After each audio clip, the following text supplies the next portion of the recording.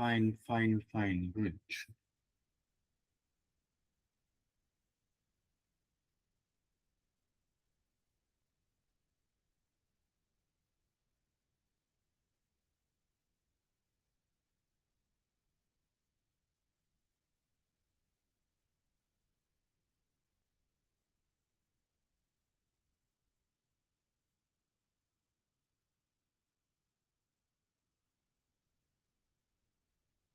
All of you breakfast completed?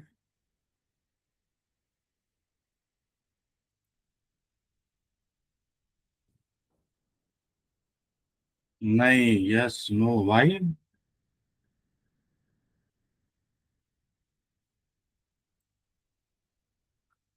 Breakfast कर लेना चाहिए टाइम पे।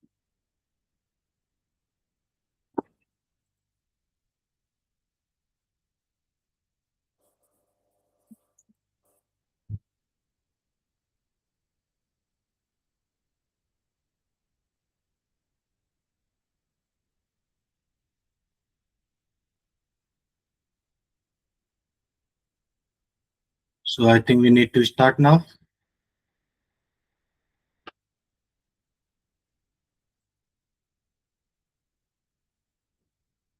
Yes.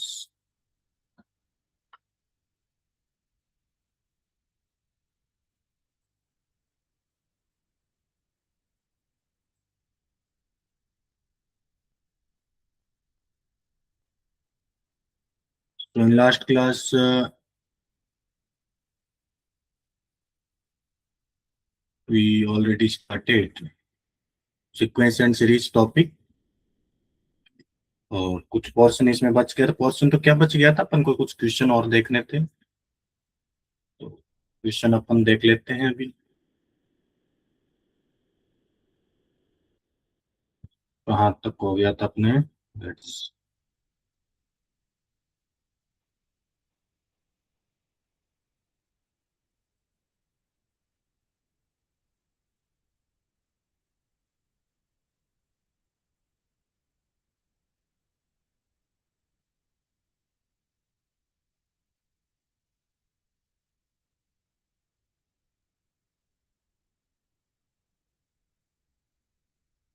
ये जो arithmetic mean greater than equal to geometric mean वाला जो कॉन्सेप्ट है, ये बहुत ही इंपॉर्टेंट कॉन्सेप्ट है। यहाँ से क्वेश्चन बनने के चांसेज होते हैं बहुत। इस टाइप के जो क्वेश्चन होते हैं ना, ये क्वेश्चन इंपॉर्टेंट होते हैं, जिसमें आपको ब्रेक करना होता है।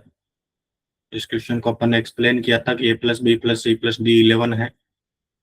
आपको ये वैल्यू फाइंड आउट करनी, तो मैंने ये बताया था ए को 5 पार्ट में डिवाइड कर दो, बी को 3 पार्ट में डिवाइड करेंगे। तो ए को 5 पार्ट में डिवाइड करोगे तो a/5 a/5 a/5 a/5 5 times हो जाएगा। बी को 3 पार्ट में करोगे तो b/3 b/3 b/3 3 टाइम्स हो जाएगा। सी को 2 पार्ट में डिवाइड करेंगे, हाँ, तो c/2 और c/2 हो जाएगा ना। चलो कोई, a m is greater than equal to gm, when we apply this concept in all these 11 terms, then after that calculation you will got the answer. Calculation is important.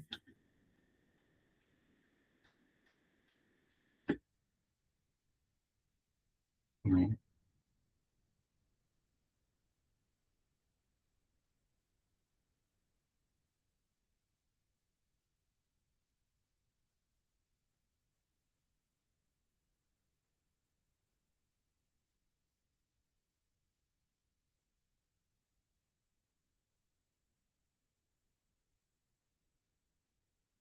So this question is completed.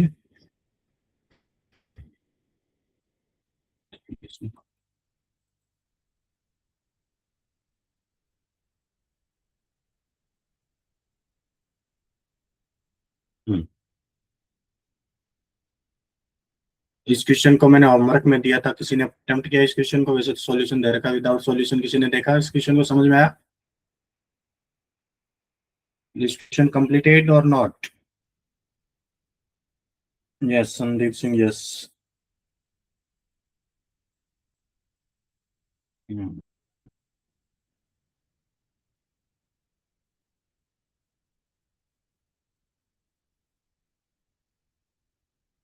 So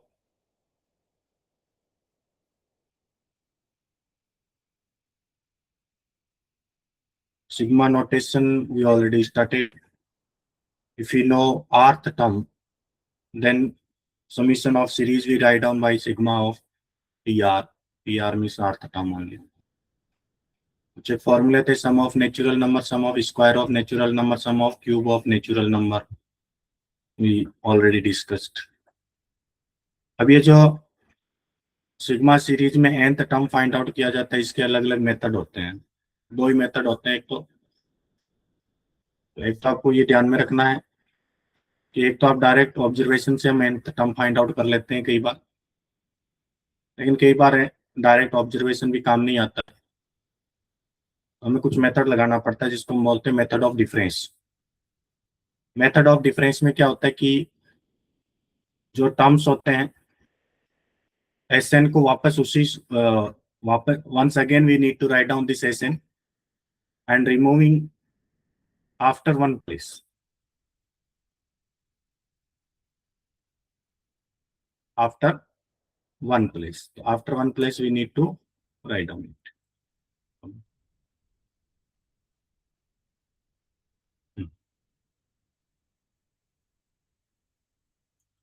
So after one place you need to write down, and after that we will subtract. So 5 तो as it is आ जाएगा, 7 minus 5 and this will become, so after that this will become a GP.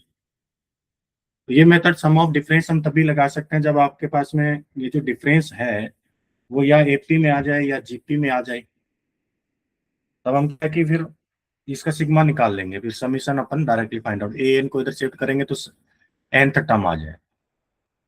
ये इस तरह का equation था अपन ने देखा था। फिर एक क्वेश्चन और लिया था अपन ने जिसमें nth टर्म हमने फाइंड आउट किया था, फिर सिग्मा वैल्यू निकाली थी, तो ये भी हुई। चलिए इस क्वेश्चन को अपन देखते हैं 1 सेकेंड। तो in this question K natural number है S K S the sum of infinite geometric series है, फिर फर्स्ट टर्म दे रखा है के स्क्वायर माइनस 1, के square minus 1 means this term only, common ratio 1 by k, तो this is the series actually, तो we can easily find out the SK value. So first of all, we need to find out the SK value. अब this is the infinite GP है, question is given as infinite geometric series है, तो here we need to apply this formula S infinite.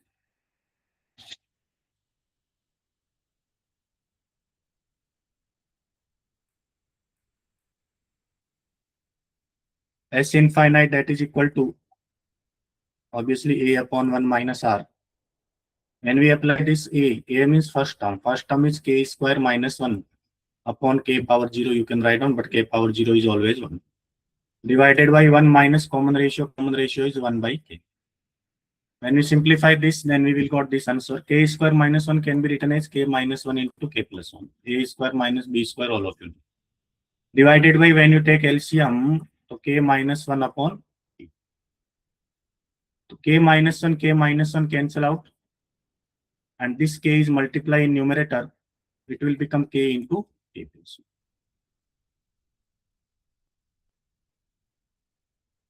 So we can say this is SK, infinite sum series, that is represented by SK only. Got it? So now after this SK, how do we find out this way? The question is asked, what is the value of sigma k equal to 1 to infinite SK upon 2 power k minus. So this is the sigma of k equal to 1 to infinite. You can write down k into k plus 1 divided by 2 power k minus. देखिए ऐसे question होते हैं, इनको आपको directly solve नहीं कर पाओगे आप। ऐसे क्वेश्चन में आपको method of difference he apply करना होगा, बट यहाँ पर फिर वही है कि मेथड ऑफ डिफरेंस हम अप्लाई कैसे करें इसमें। तो देखें जब, उसके लिए आपको सबसे पहले सीरीज को पहचानना होगा, what kind of this series, let us consider this is equal to, its जो वैल्यू है वो s है, that means s equal to this, when you put here s value, so we can write down s equal to when you put k equal to 1. If you put k equal to 1, so this will become 1 into 1 plus 1, 2, divided by 2 power 1 minus 1, that is 0. Plus when you put k equal to 1, k equal to 2, so this will become 2 into 3, divided by 2 power 1.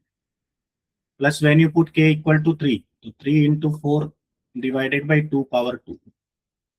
Similarly, plus 4 into 5, divided by 2 power 3. Similarly, 5 into 6, divided by 2 power 4. And so on like that, up to infinite series है ये. This will be going up to infinite. इसको मैं 1 number दे देता हूँ. अब this kind of question we need to apply method of difference. This series we need to write down same again. But same again when you write down, this is the 1 upon 2 into 2 power 0. After one step you need to write down. And when you write down after one step, so divided by 2 power 0, but here 2 power 1 है, so we need to multiply by 1 by 2 also. We need to write down 1 by 2 into s. 1 by 2 into s, that means this complete series is multiplied by 1 by 2 or divided by 2, and after that write down after one step. So this will become 1 into 2 divided by 2 power 1 हो जाएगा. When you write down this is this after one step, तो 2 into 3 divided by 2 power 2. इससे होगा क्या, actually denominator same हो जाएगा. फिर अपने पास में जब डिफरेंस लेंगे, सब्ट्रैक्शन करेंगे तो सिंपल हो जाएगा. तो 2 पावर 1 डिनोमिनेटर सेम है, तो न्यूमरेटर को हम डायरेक्टली सब्ट्रैक्ट कर सकते हैं. 2 स्क्वायर न्यूमरेटर को डायरेक्टली सब्ट्रैक्ट करेंगे. ये आ जाएगा 3 into 4 डिवाइडेड बाई 2 क्यूब. हमारा एम ये होता है कि डिनोमिनेटर सेम बन जाए. 4 into 5 divided by 2 power 4. And so on, this is second one. Now we need to subtract both of these equations. When you subtract, so this is the plus sign, so this will become minus sign, minus, minus, minus, minus, minus, and so on, minus. This will become s minus s by 2. This is equal to 1 into 2 upon 2 power 0. Plus, when you subtract these two, तो क्या बन जाएगा देखो. 2 common लोगे, 3 minus 1 होगा, 2 2 4 हो जाएगा. This is the 4 upon 2 power 1. When you simplify this, तो यहाँ से 3 कॉमन लोगे, 4 minus 2 हो जाएगा. तो अच्छा, this can be written as 2 into 2 ना. इससे लिख देते हैं इसको.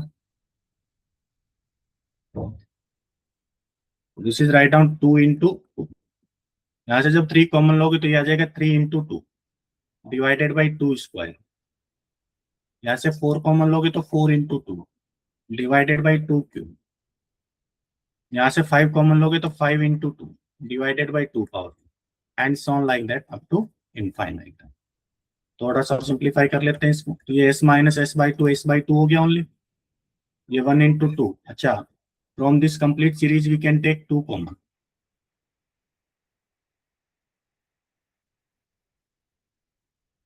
When we will take 2 common, so this will become 1 plus 2 common.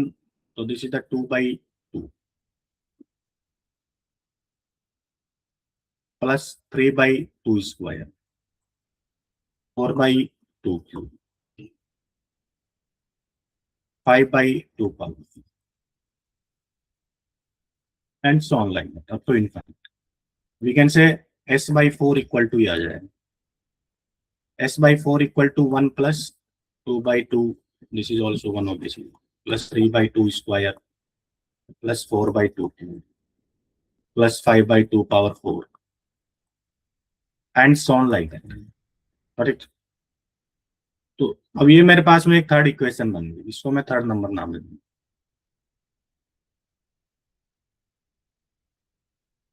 Okay, now but अभी भी अपने पास में कोई सीक्वेंस बनी नहीं है, तो इसको हमें एक बार और लिखना पड़ेगा.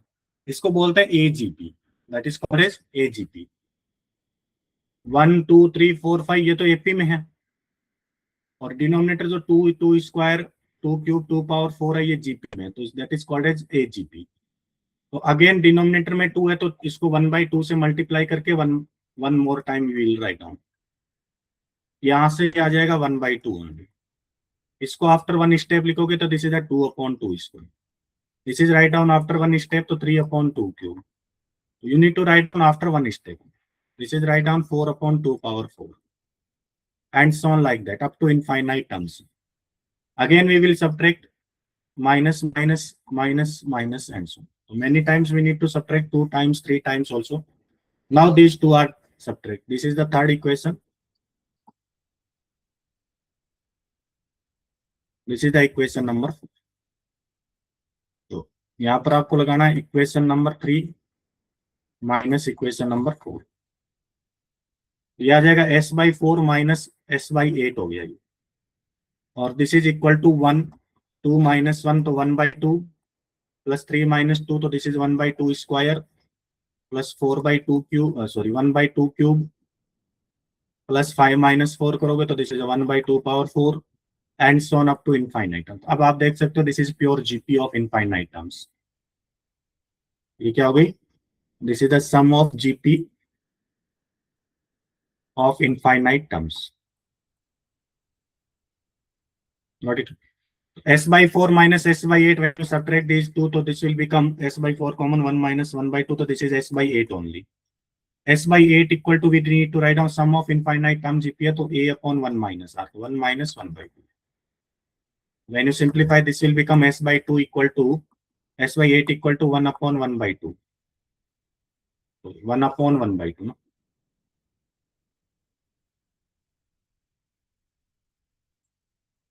This is the 1/1/2. That means s/8 equal to 2 आ जाएगा, ये न्यूमरेटर में चला जाएगा डिनोमिनेटर, तो यहाँ से हम कह देंगे s equal to 16. This is our answer, that is the 16 only. So ये क्वेश्चन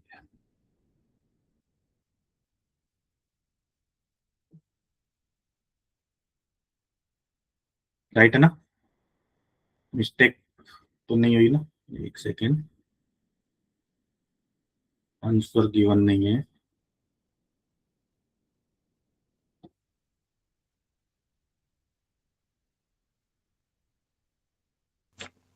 सर आंसर 14 दिया हुआ। 14 दिया हुआ ना? यस एक सर। से मैं देख लेता हूँ थोड़ा, कहीं कैलकुलेशन मिस्टेक में भी आंसर में थोड़ी सी मिस्टेक हो सकती है। सर मैंने देखा था ना सर, इसमें जो फर्स्ट टर्म है ना, जब हम के की वैल्यू 1 पुट कर रहे हैं सर, वहां हमने के हाँ, -1, तो सर के की वैल्यू 1 नहीं हो सकती। सर जो इसमें फर्स्ट टर्म बन रही है ना, के इक्वल टू 1 अपन पुट करेंगे सर तो जो series 1 into 1 plus 1, 1 into 2 divided by 2 power 1 minus 1। अच्छा, यहाँ पर के की वैल्यू 1 नहीं हो सकती, आप ये कहना चाह रहे हो? यस सर, तो क्योंकि हमने यहाँ के -1 काटा हुआ। हो जाएगा के इक्वल टू 1, तो यहाँ पर के की वैल्यू 1 नहीं हो सकती। अब क्या लॉजिक रहेगा फिर? अगर के इक्वल टू 1 आप पुट करते हो तो एस के की वैल्यू 0 हो जाएगी ना, मतलब के की वैल्यू 2 से स्टार्ट होगी। Yes sir. हाँ, ये कॉन्सेप्ट सही है बिल्कुल। तो इसमें जब के की वैल्यू अपन 1 पुट करेंगे डायरेक्टली, इफ के equal to 1, if k equal to 1 then s1 that is equal to 0 only, ये सारे जीरो हो जाएंगे, तो ये जो फर्स्ट टर्म होगी वो जीरो में से आएगी, k इक्वल टू 1 से ये टर्म जीरो हो जाएगी यहाँ से, तो यहाँ मिस्टेक होगी ना। when you put a k equal to 1, अच्छा एडवांस का क्वेश्चन है तो ये कॉन्सेप्ट यहाँ पर आपको देखना पड़ेगा। ठीक है, और ठीक है, तो k इक्वल टू जब 2 पुट करेंगे तो 2 इंटू 3 हो जाए, फिर तो आपको इसको फिर 1 स्टेप आफ्टर यहाँ लिखेंगे, यहाँ मिस्टेक हो गई, फिर तो क्वेश्चन पूरा गड़बड़ होगा।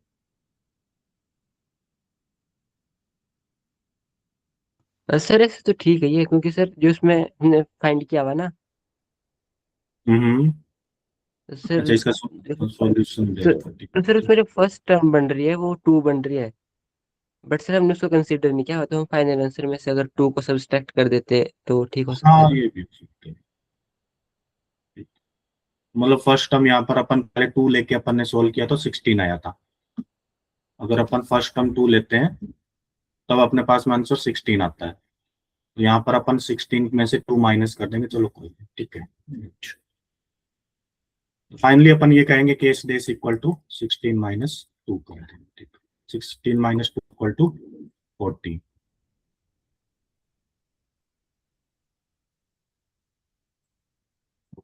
तो एक काम करते हैं अपन,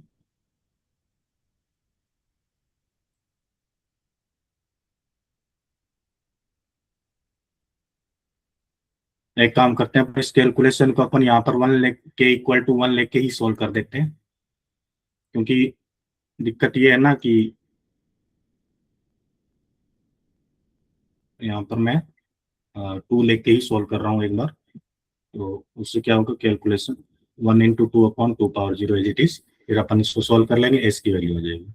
फिर अपन यहाँ ये रखेंगे बट, यहाँ लिख देंगे but for k equal to 1 S 1 equal to 0। So finally S dash equal to 16 minus 2 equal to 40। इस तरह से अपन एक्सप्लेन कर देंगे। अब मैंने 2 लेके स्टार्ट सोल्व किया था, क्योंकि यहाँ पर के इक्वल टू 1 से अपन इस फॉर्मूले में पुट करेंगे। तो इस फॉर्मूले में जब आप लगाओगे के इक्वल टू 1 तो हमारे पास ये वैल्यू बनती जाएगी, ठीक है, कोई दिक्कत नहीं। अच्छा,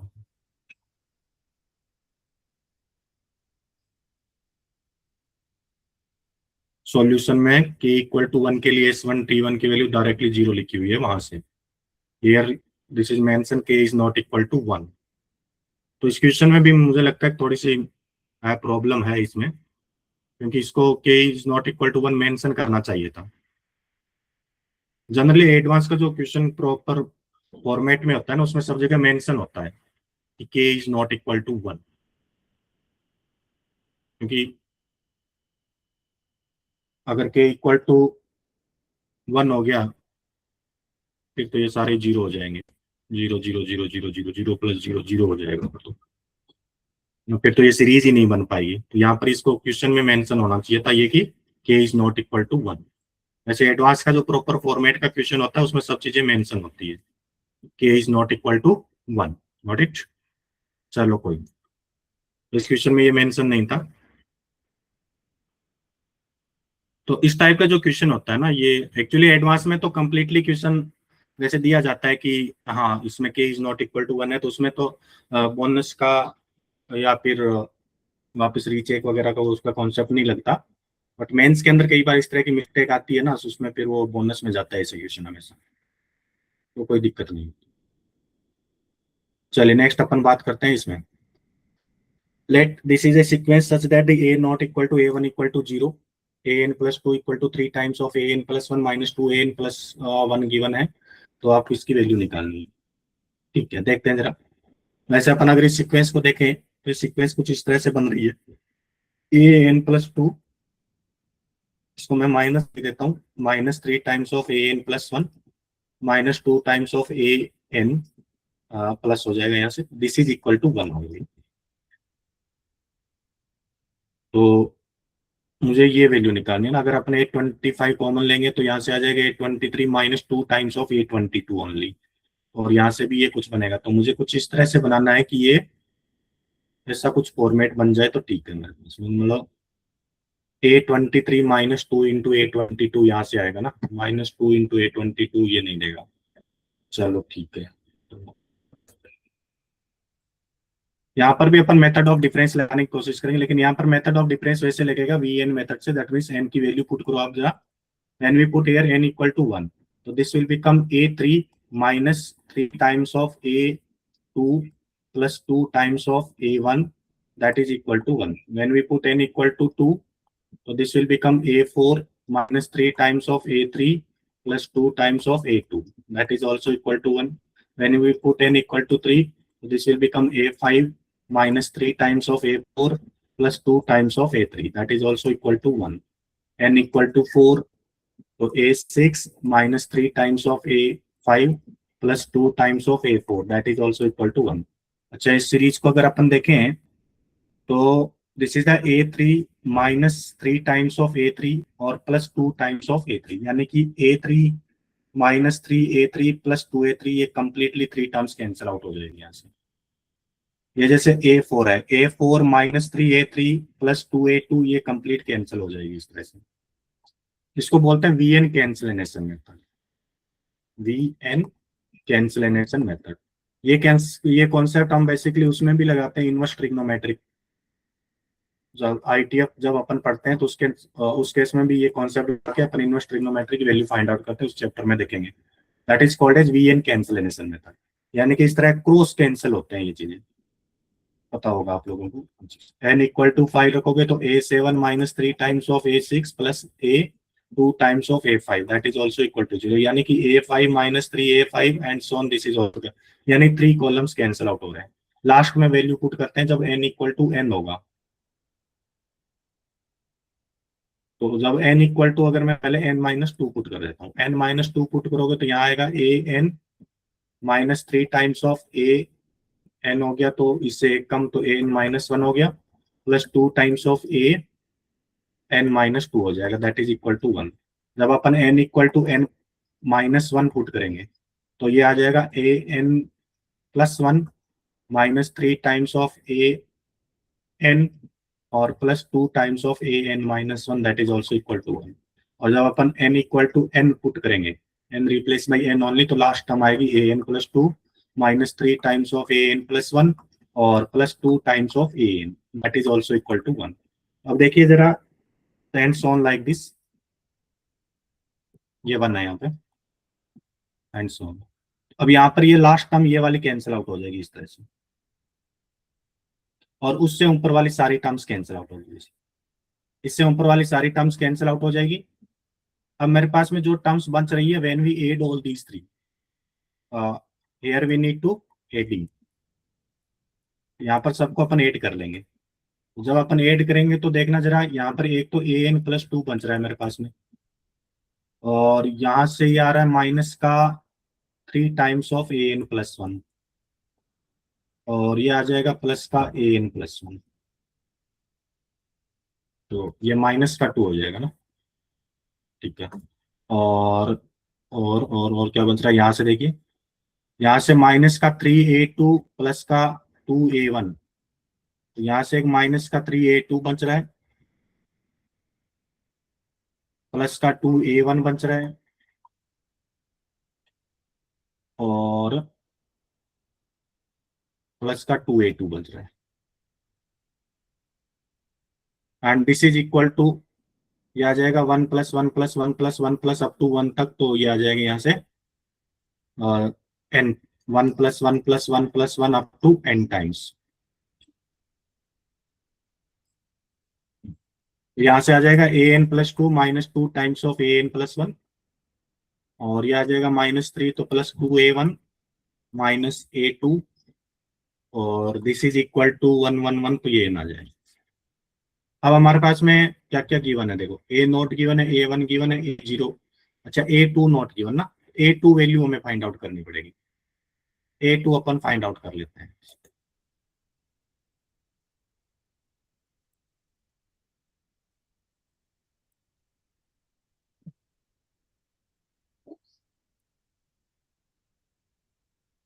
तो now we will find out,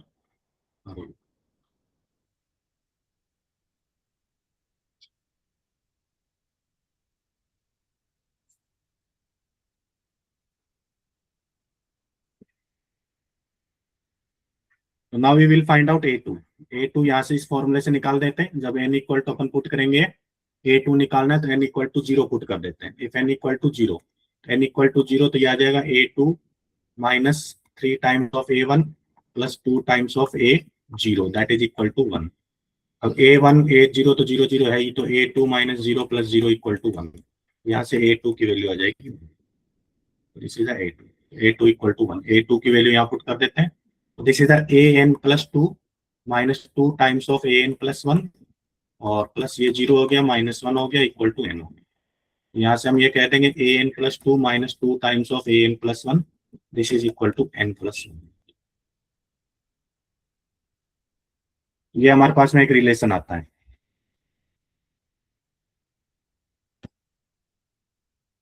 now question में आते हैं अपन।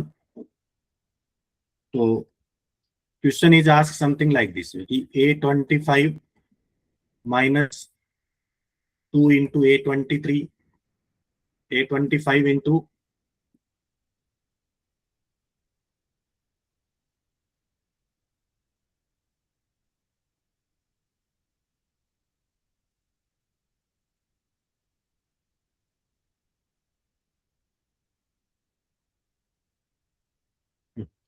तो जो क्वेश्चन है वो मेरे पास में है ये रहा। A25 into A23 minus 2 times of A25 into A22 minus 2 times of A23 into A24 और plus 4 times of A22 into A24, इसकी वैल्यू निकालनी है आपको। तो from these two terms we can take common A25 common, तो remaining we have A23 minus 2 times of A22 आएगा। और यहाँ से भी अपन कॉमन ले लेंगे माइनस का, 2 टाइम्स ऑफ A24 कॉमन ले लेंगे, ये 23 है। 2 टाइम्स ऑफ A24 कॉमन लोगे तो ये आ जाएगा A23 minus 2 times of A23 minus 2 times of A22 again. फिर पूरा कॉमन लोगे तो ये आ जाएगा A25 minus 2 times of A20 2 times of 24 और into this is the A23 minus 2 times A22, ये आ जाएगा। अब इस फॉर्मूले में वापस आते हैं। यहाँ पर जब आप n इक्वल टू पुट करेंगे 25, इफ n इक्वल टू 25 नहीं 23, if n equal to 23, then this will become A25 minus 2 times of A24. This is equal to 23 plus 1 equal to 24 only. When you put n equal to 21, so this is the A23 minus 2 times of A22. This is equal to 21 plus 1 equal to 22. तो यानी कि इसकी value हो जाएगी 24 और इसकी value हो जाएगी 22। When we put both of these value and multiply both of these, तो 24 into 20 करोगे 480 plus 48, तो दिस इज 580 528 समथिंग आंसर आ रहा होगा।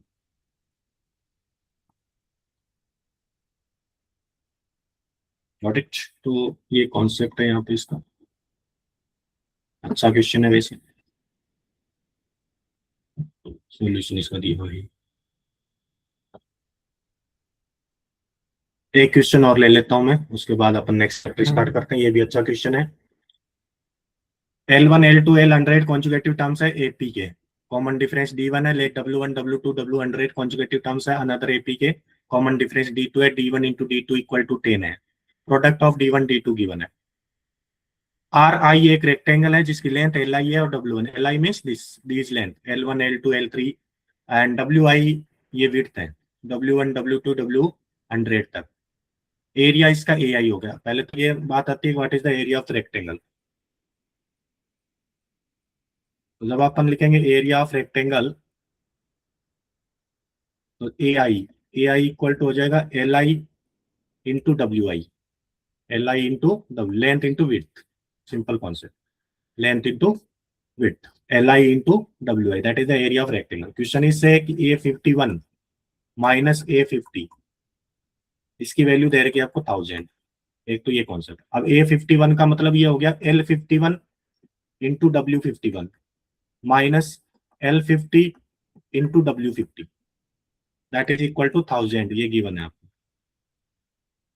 चलिए तो इसकी थोड़ी सी कैलकुलेशन करते हैं। अच्छा L1 L2 L3 these are तो AP के टर्म्स है। If these are AP terms, so L1 can be L51 can be written as L1 plus 50 times of D1. W1 can be written as W1 plus 50 times of D2 minus L50, that is the L1 plus 49 times of D1 into this is the L2 sorry W है ना, ये L1 होगा ठीक है। तो this is the W1 plus 40 times of this is the W1 plus 49 times of D2, W1 है।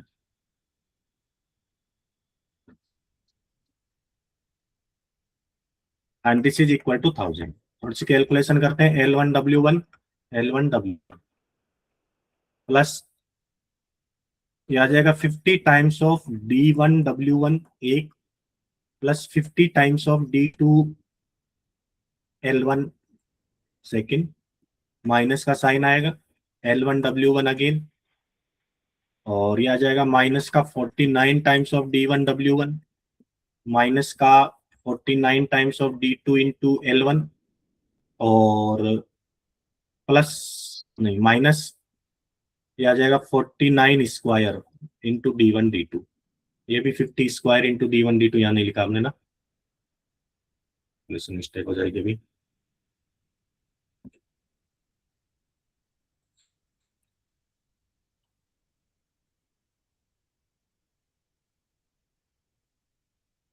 तो यहाँ पर आएगा एक तो 50 टाइम्स ऑफ D2 L1 एक हो गया, और plus 50 square into D1 D2 हो गया, ये दिस है D1 D2, गॉट इट। और this is equal to 1000। L1W1 तो डायरेक्टली कैंसिल आउट हो गया। ये 50 टाइम्स ऑफ D1W1 है, ये 49 टाइम्स ऑफ D1W1 है, फाइनली D1W1 बचेगा। प्लस का ये 50 टाइम्स D2L1 है, ये 49 टाइम्स ऑफ D2L1 है, तो फाइनली अगेन ये D2L1 बचेगा। और रिमेनिंग मेरे पास में D1 D2 कॉमन ले लेंगे, और ये आ जाएगा 50 square minus 49 square into D1 D2 that is equal to 1000। Just little bit calculation हो, यहाँ से ये आ जाएगा D1W1 प्लस D2L1। यहाँ पर ए स्क्वायर माइनस बी स्क्वायर जब आप अप्लाई करोगे तो 50 माइनस 49 इंटू 50 प्लस 49 हो गया।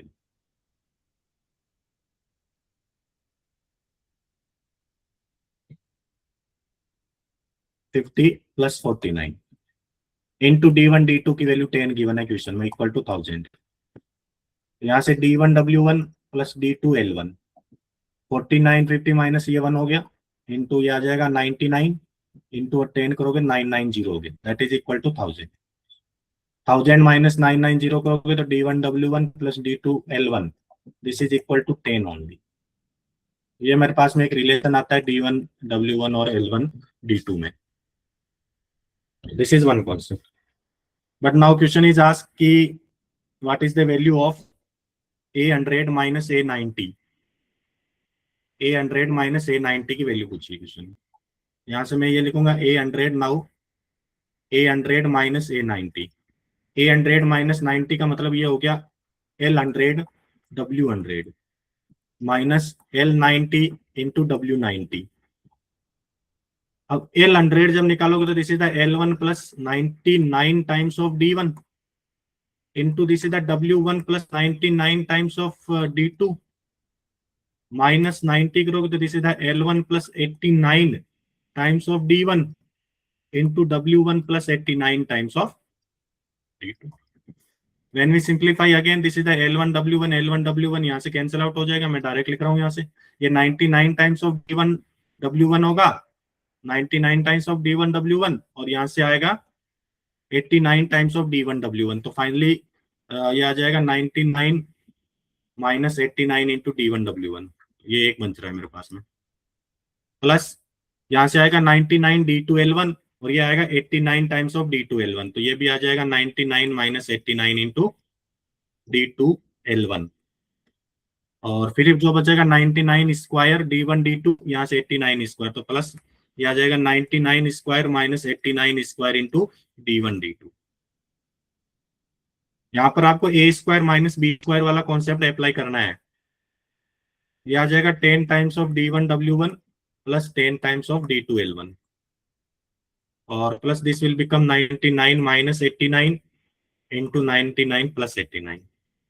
क्योंकि 99 का स्क्वायर निकालोगे कैलकुलेशन बहुत कॉम्प्लिकेट हो जाएगी, तो इससे अच्छा अपन डायरेक्ट फॉर्मूला यूज में लेते हैं। यहाँ से 10 कॉमन ले लीजिए, remaining we have D1W1 plus D2L1, और प्लस ये 10 हो गया, 99 और 89 करोगे तो ये 998 हो जाएगा, और 1788 हो जाएगा, इंटू फिर से 10 हो गया ये, तो ये आ जाएगा 10 into 10। D1 from first equation इसकी वैल्यू 10 दे रखी है, और ये आ जाएगा 18800, तो प्लस 100 करोगे तो 18900। तो this is your answer only. तो सिंपल क्वेश्चन, कोई ज्यादा डिफिकल्ट ये था नहीं, इजीली यू कैन सोल्व। ये क्वेश्चन वापस रिपीट हो चुका, वही सेम क्वेश्चन है ऊपर वाला। तो यस्टरडे लास्ट क्लास अपन ऑलरेडी सॉल्व कर चुके हैं इसको। हाँ, ये अच्छा क्वेश्चन है, इस क्वेश्चन को भी अपन को देखना चाहिए थोड़ा सा। एडवांस के जो क्वेश्चन होते हैं वो कैलकुलेशन में मिस्टेक हो सकती है थोड़ी बहुत, बट डिफिकल्ट नहीं होते हैं। थोड़ा सा क्वेश्चन का कॉन्सेप्ट समझ में आना चाहिए। क्वेश्चन ये बोल रहा है कि एक नंबर है जिसमें r+2 डिजिट है, जिसमें फर्स्ट और लास्ट डिजिट तो 7 है। इसका मतलब रिमेनिंग टोटल, जैसे ये 7 5 5 5 5 5 5 5 5 5 5 5 5 और 7 लिखा हुआ है, टोटल r+2 डिजिट है। तो ये जो 5 है, जो 5 है वो r टाइम्स है। r टाइम्स क्या है? 5। और 2 डिजिट ये हो गए 7 और 7, तो टोटल ये r+2 डिजिट नंबर हो जाता है। And remaining digits are 5 only. Consider this sum. ये एक सम दे रखा है आपको कि आपको इस सम की वैल्यू फाइंड आउट करनी है। तो देखना जरा, s इक्वल टू मेरे पास में दे रखा है 77 प्लस 757 प्लस 7557, फिर अगला जो आएगा 7557 हो जाएगा, एंड सो ऑन। लास्ट जो टर्म दे रखी है वो दे रखी है 7555 एंड सो ऑन 57। और ये जो 5 है ये 98 टाइम्स दे रखी है इसमें, 98 टाइम्स। तो इसका सम आपको कैलकुलेट करना है। तो यहाँ पर हम बेसिकली वही मेथड लगाते हैं, कैंसिलेशन मेथड वाला, मतलब मेथड ऑफ डिफरेंस वाला, नॉट कैंसिलेशन। कैंसिलेशन अलग मेथड है, मेथड ऑफ डिफरेंस का कॉन्सेप्ट वाला। तो कैसे अप्लाई करें? तो हम क्या करते हैं, कुछ इस तरह से अपन इस कैलकुलेशन को ऐसे करते हैं कि अपने पास में सब्ट्रैक्शन इजीली हो जाए। सब्ट्रैक्शन इजीली करने के लिए आपको इसको 10 से मल्टीप्लाई करना होगा। तो 10 टाइम्स ऑफ एस करें, और 10 टाइम्स ऑफ एस करके इसको आप वन स्टेप आफ्टर लिखें। All these terms you need to write down after one step. तो ये आ जाएगा 770। इसको भी वन स्टेप आफ्टर लिखो, तो दिस इज 7570। जब आप लिखोगे तो आपको ऑटोमेटिकली दिख जाएगा कि क्या कॉन्सेप्ट बन रहा है यहाँ से। ये आ जाएगा 75570 plus plus plus plus plus. तो अब यहाँ पर देखिए, यहाँ पर 2 टाइम्स 5 था, यहाँ पर 1 टाइम 5 आया है। यहाँ पर 3 टाइम्स 5 था, यहाँ 2 टाइम्स 5 आएगा। तो यहाँ जो टर्म आएगी उसमें 7555 एंड सो ऑन 570 ये आएगा।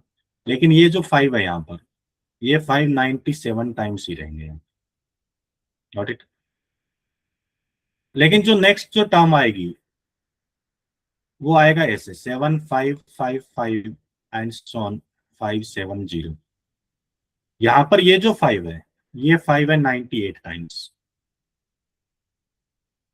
ये जो टर्म है ना, ये टर्म, इसको मैंने 10 से मल्टीप्लाई करके यहाँ लिखा है।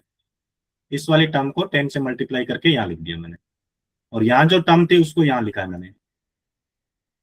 Now I will subtract both of this. 2 minus 1 कर लो, 2 माइनस 1, क्योंकि एस है वो एस है।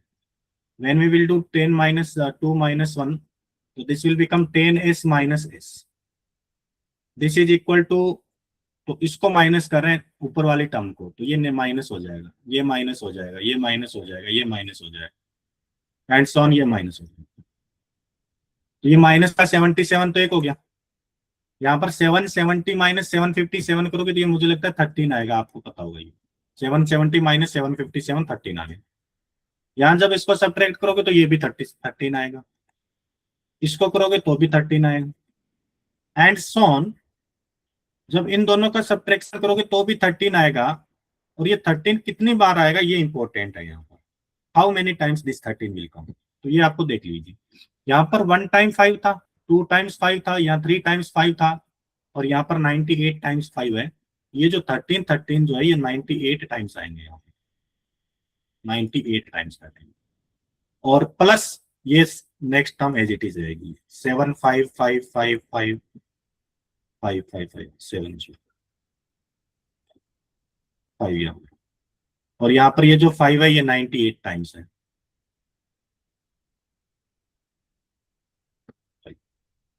ये आ जाएगा 9s। 9s इक्वल टू हो गया -77 प्लस 13 इंटू 98 टाइम्स है, तो इंटू 98 हो जाएगा, और प्लस ये आ जाएगा 7555557 और ये जो है ये 98 टाइम्स है। This is given as 98 times. Got it. अब इसको जब सिंप्लीफाई करोगे तो 98 इंटू 13 वगैरह वो कैलकुलेशन करोगे तो इसकी वैल्यू शायद तक 1210 आ रही होगी। मैं कैलकुलेशन डायरेक्टली लिख रहा हूँ। तो 9s इक्वल टू ये 7555 एंड सॉन 570 एक हो गई, और इन दोनों को जब कैलकुलेशन करोगे तो ये 1210 आएगा, डिवाइडेड बाई 9 को बाद में लिख देंगे। और यहाँ पर जो ये है ये 98 टाइम्स है।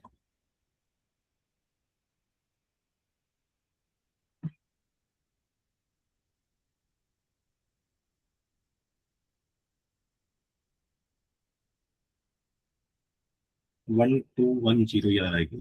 980 इंटू 13 तो ये कितना आ जाएगा? 98 इंटू 13 माइनस 77, ये 1197 आ रहा है। यहाँ कैलकुलेशन थोड़ी मिस्टेक हो रही है। This is the 1197 one 1197। Right. But question में जो गिवन है उसके अकॉर्डिंग यहाँ पर 99 टाइम्स लिखना है आपको। ये this is written as a 99 times, but ये 98 टाइम्स है। तो अब इसको मैं 99 टाइम्स कैसे लिखूं? ये क्या है? ये 70 है। तो 70 है तो मुझे ये जो 70 है, ओनली 70, ये ओनली जो 70 है, इस 70 को मैं ये लिख सकता हूँ क्या? 57 और प्लस 13 ओनली। 57 प्लस 13। तो जब आप इस 70 को 57 प्लस 13 लिखोगे तो यहाँ पर एक और 5 आ जाएगा, ये वाला। वॉट इट मीनिंग ये है कि 9s इक्वल टू ये आ जाएगा 7555 एंड सॉन 5। फिर ये जो 70 है इसको मैं लिखूंगा 57 और प्लस 13। तो जब आप इन दोनों को सोल्व करोगे तो ये ऑटोमेटिकली 70 बन जाएगा, और प्लस 1197, और इस 9 को भी मैं डिवाइड में भेज देता हूँ। तो डिवाइडेड बाई 9। अब 13 प्लस इन दोनों को सोल्व करोगे तो एस इक्वल टू आ जाएगा ये 7, और यहाँ पर ये जो 555 है ये 99 टाइम्स हो चुके हैं ऑलरेडी।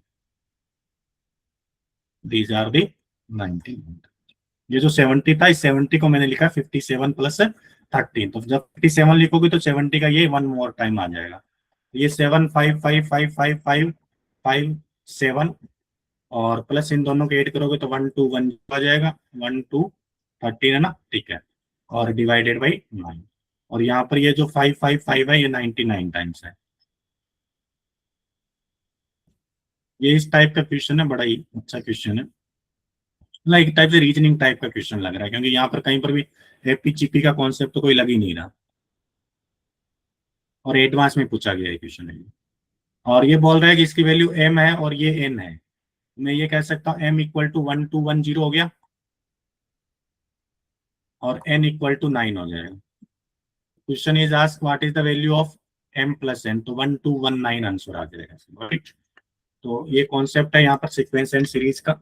चैप्टर अपना कंप्लीट होता है। इसके जो भी वर्कशीट में क्वेश्चन गिवन है वो वर्कशीट के क्वेश्चन आपको सोल्व करने हैं, और भी एक्स्ट्रा आपके पास में जो भी क्वेश्चन होते हैं वो सारे क्वेश्चन आप अटेम्प्ट कर लेना। पीवाईक्यू जितने भी है सीक्वेंस एंड सीरीज चैप्टर के, वो सारे आप अटेम्प्ट कर लेना, क्योंकि सीक्वेंस एंड सीरीज और एक जो चैप्टर आपकी स्टेटिस्टिक्स, दो चैप्टर मैंने आपको बताया, यहाँ से कोई भी क्वेश्चन छूटना नहीं चाहिए। एक चैप्टर और अपन आगे करेंगे वेक्टर 3D वाला, उसका भी क्वेश्चन आपका छूटना नहीं चाहिए। ये जो चैप्टर ये सेपरेट चैप्टर होते हैं। तो यहाँ से आपको क्वेश्चन 100% अटेम्प्ट करना ही करना है वो। तो उसके लिए जितने भी प्रैक्टिस आप कर सकते हो इन दो चैप्टर के, वो सारे कर लो question. What it now we will start next chapter, and next chapter is matrix.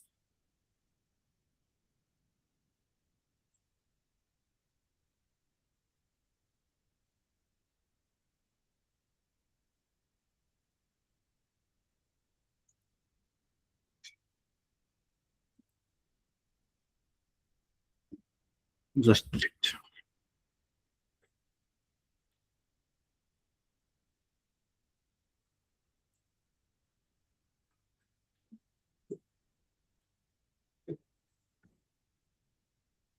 So now we will start next one more important chapter, matrix and determinant.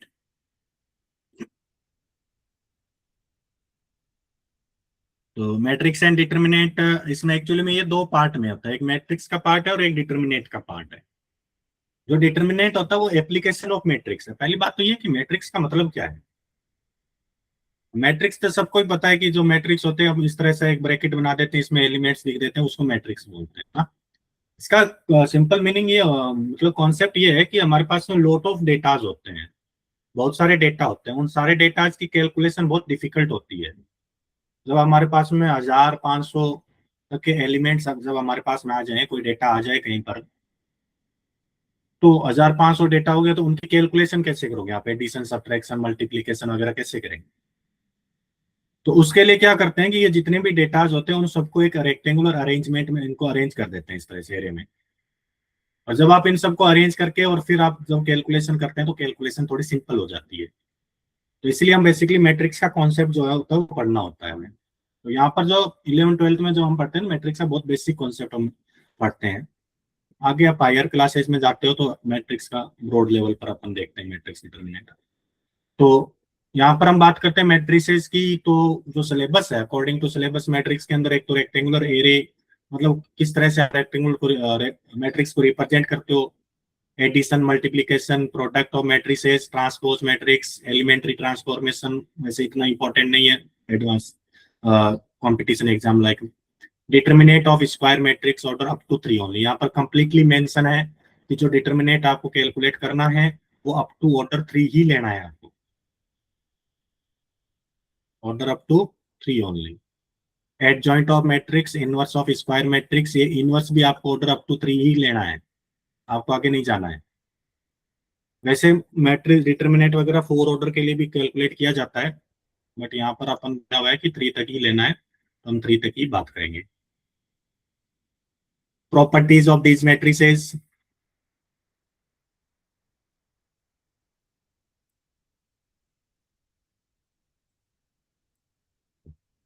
फिर प्रॉपर्टीज ऑफ मैट्रिक्स ऑपरेशन है, diagonal, symmetric, skew symmetric, their properties, solution, linear equation, 2 और 3 variable तक। तो 3 variable तक solution दे रखा है आपको। ये इतना सिलेबस आपको मैट्रिसेज और डिटर्मिनेंट का दिया हुआ है। तो उसी के रिगार्डिंग हम बात करते हैं। सबसे पहले थोड़े से बेसिक कॉन्सेप्ट, डेफिनेशंस वगैरह देख लेते हैं। तो डेफिनेशन के अंदर सबसे पहले तो यही है कि कोई भी रेक्टेंगुलर टाइप का अरेंजमेंट होगा, यानी कि हम इस तरह से अपन एक बना लेते हैं like this way.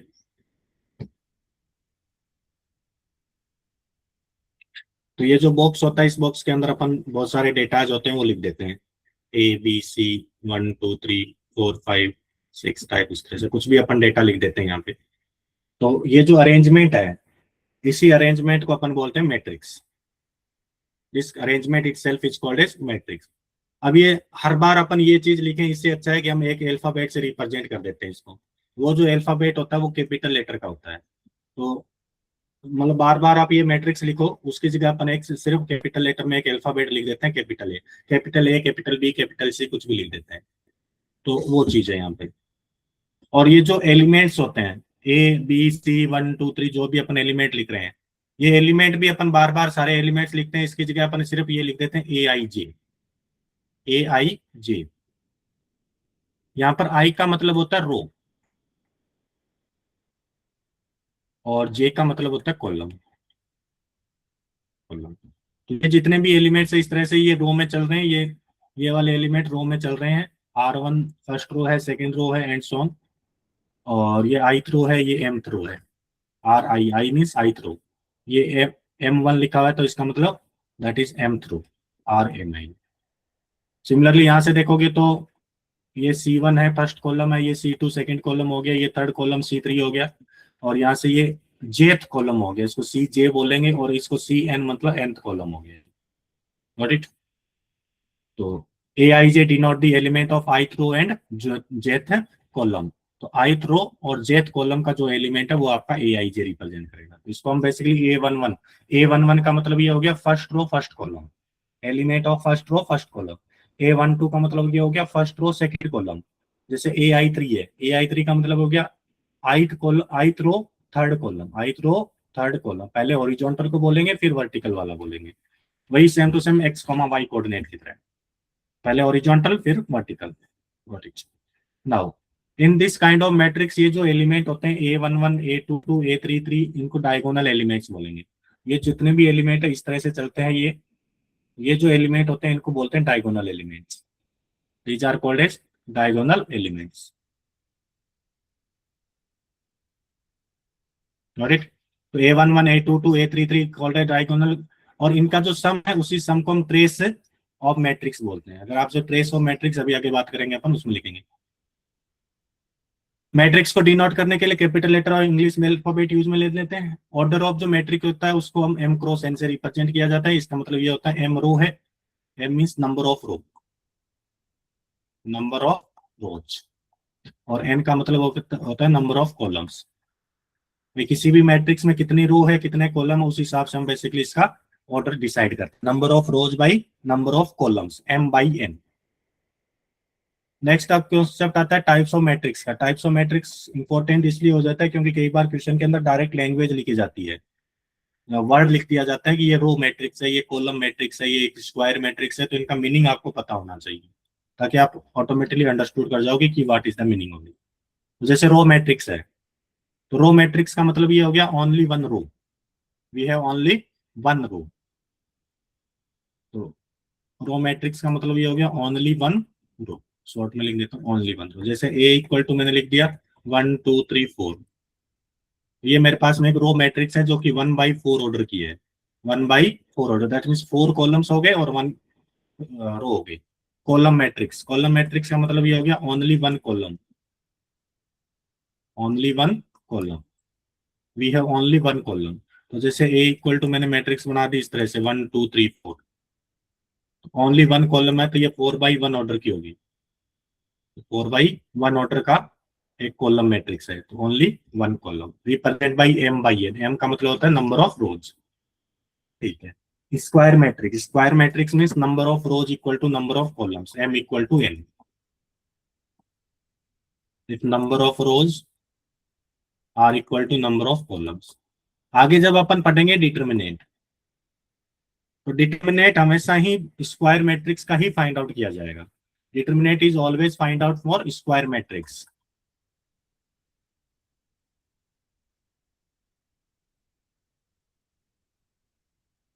Determinant always find out by square matrix only.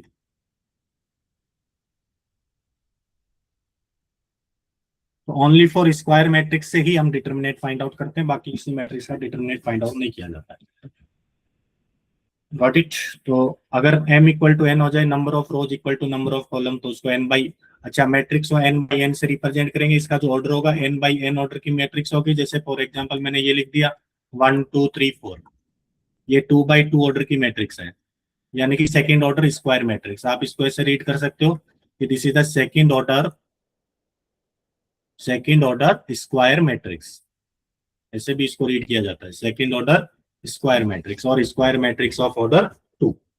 Note it? Similarly 3/3 की हो सकती है, टोटल 9 एलिमेंट हो जाएंगे, ठीक है। नेक्स्ट आता है जीरो मैट्रिक्स। अच्छा उससे पहले एक चीज और मैं आपको बता देता हूँ कि जैसे m बाई n ऑर्डर की कोई मैट्रिक्स है, यहाँ पर ले लेते हैं m बाई n के ऑर्डर का मैट्रिक्स है। अगर आपसे नंबर ऑफ एलिमेंट्स पूछे in the matrix,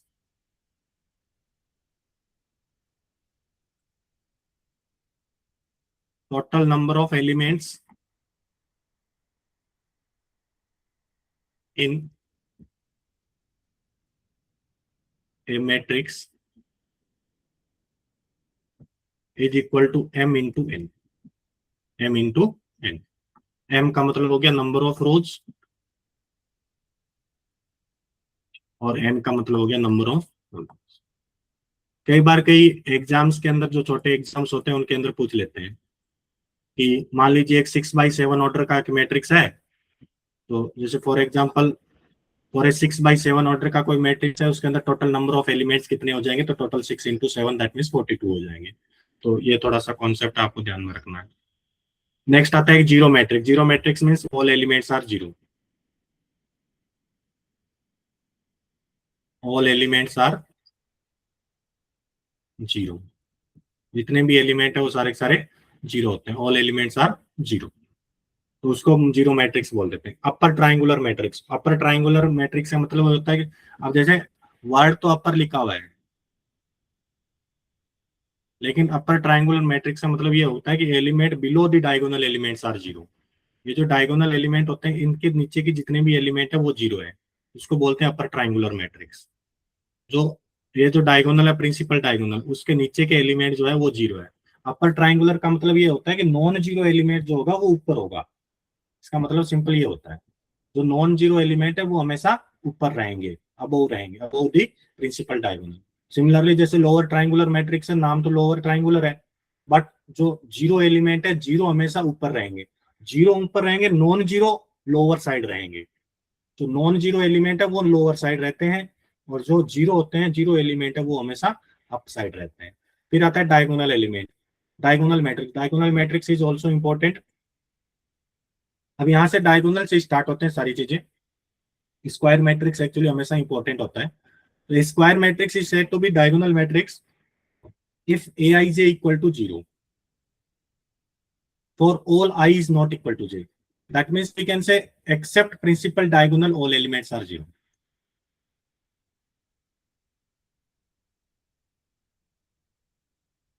Except principal diagonal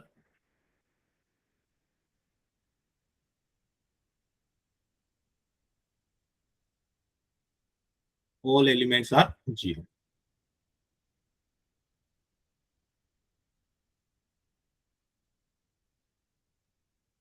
principal diagonal के अलावा जितने भी एलिमेंट है वो सारे के सारे क्या हो जाएंगे, जीरो हो जाएंगे। तो उस केस में और प्रिंसिपल डायगोनल के एलिमेंट मे बी जीरो और may not be zero, both are possible है। ये भी ध्यान रखना है।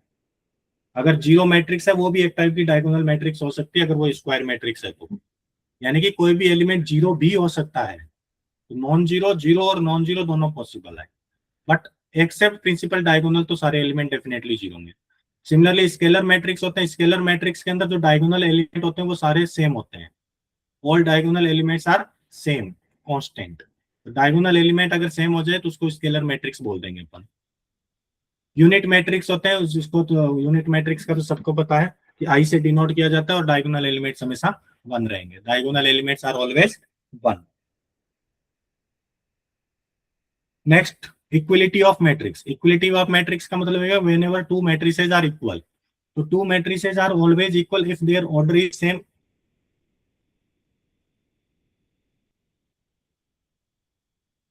To matrices are equal if their first number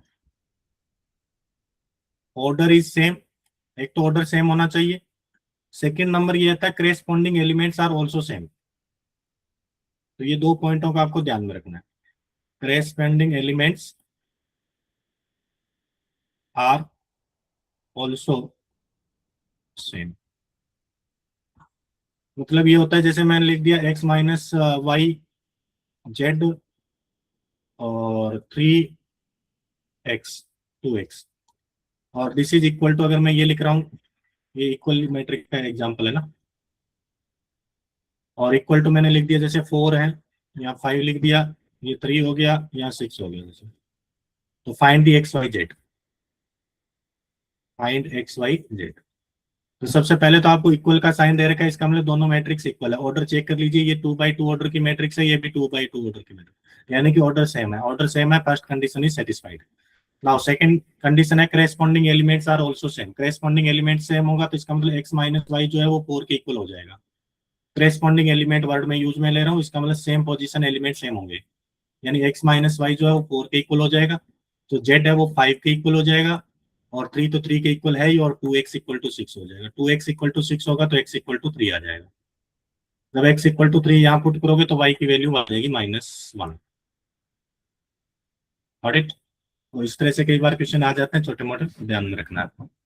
addition of matrix, addition of matrix, सबसे पहली बात तो यह है कि एडिशन ऑफ मैट्रिक्स हमेशा order must be same, order must be same और एडेड मैट्रिसेस, जिन मैट्रिसेस को आप ऐड कर रहे हो उनका ऑर्डर क्या होना चाहिए, सेम होना चाहिए, मस्ट बी सेम होना चाहिए। तो to matrices of same order, same order होगा तभी आप एडिशन फाइंड आउट करोगे। और एडिशन में कुछ नहीं होता, करेस्पॉन्डिंग एलिमेंट को आप ऐड कर दीजिए, 1 - 1 0 हो जाएगा, -1 +2 करोगे तो +1 हो जाएगा, एंड सो ऑन। सब्ट्रैक्शन में आप करेस्पॉन्डिंग एलिमेंट को सब्ट्रैक्ट कर दीजिए। तो ये सारी चीजें फिर properties of addition, scalar multiplication वगैरह का कॉन्सेप्ट है, जिसमें स्केलर मल्टी, अच्छा अभी अपन जस्ट पढ़ेंगे multiplication of matrix, addition subtraction में तो कोई दिक्कत नहीं है। अब अपन पढ़ते हैं multiplication of matrix. Multiplication of matrix में दो टाइप के मल्टीप्लीकेशन होते हैं।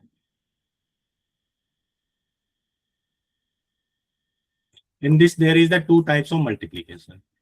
One is called as scalar multiplication और एक होता है मैट्रिक्स मल्टीप्लीकेशन।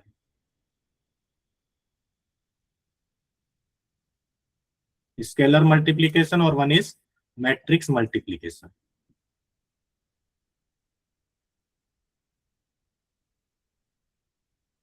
स्केलर मल्टीप्लीकेशन का मतलब ये हो गया matrix all elements are multiply by one real number only, all elements are multiply by a scalar number, है ना। तो जैसे a इक्वल टू मैंने ले लिया, कोई मैट्रिक्स ले ली, जैसे 1 2 3 है, -1 3 -2 है, और स्केलर मल्टीप्लीकेशन का मतलब ये हो गया then 3a, 3 times of a, यानी कि a को मैंने स्केलर नंबर 3 से मल्टीप्लाई किया है, तो a को मैंने 3 टाइम्स से मल्टीप्लाई करूंगा तो सारे जितने भी एलिमेंट है वो सारे मल्टीप्लाई हो जाएंगे, 3 हो जाएगा, 6 हो जाएगा, 9 हो जाएगा, -3 हो गया, 9 हो गया और -6 हो गया, इस तरह से। इसको बोलते हैं स्केलर मल्टीप्लीकेशन। मैट्रिक्स मल्टीप्लीकेशन का मतलब ये होता है कि एक मैट्रिक्स जो है वो दूसरे मैट्रिक्स से मल्टीप्लाई होगा। नॉट इट, इसका कॉन्सेप्ट अपन देखेंगे आगे चल के कि मैट्रिक्स को कैसे मैट्रिक्स से मल्टीप्लाई किया जाता है। तो स्केलर मल्टीप्लीकेशन का मतलब ये होता है कि किसी स्केलर नंबर से आप मल्टीप्लाई कर रहे हो। अब ये स्केलर नंबर कुछ भी हो सकता है, गॉट इट। तो लेमडा यहाँ पर एक स्केलर नंबर लिया है जिसको मैंने a + b से मल्टीप्लाई करूंगा तो लेमडा a + लेमडा b हो जाए, लेमडा एक स्केलर नंबर है, राइट। नेक्स्ट, फिर हम बात करते हैं टॉपिक वाइज, हम टॉपिक वाइज चले तो ये तो बेसिक कॉन्सेप्ट है मैट्रिक्स के, टाइप्स ऑफ मैट्रिक्स वगैरह के। फिर हमारे पास तो पहला टॉपिक आता है trace of matrix.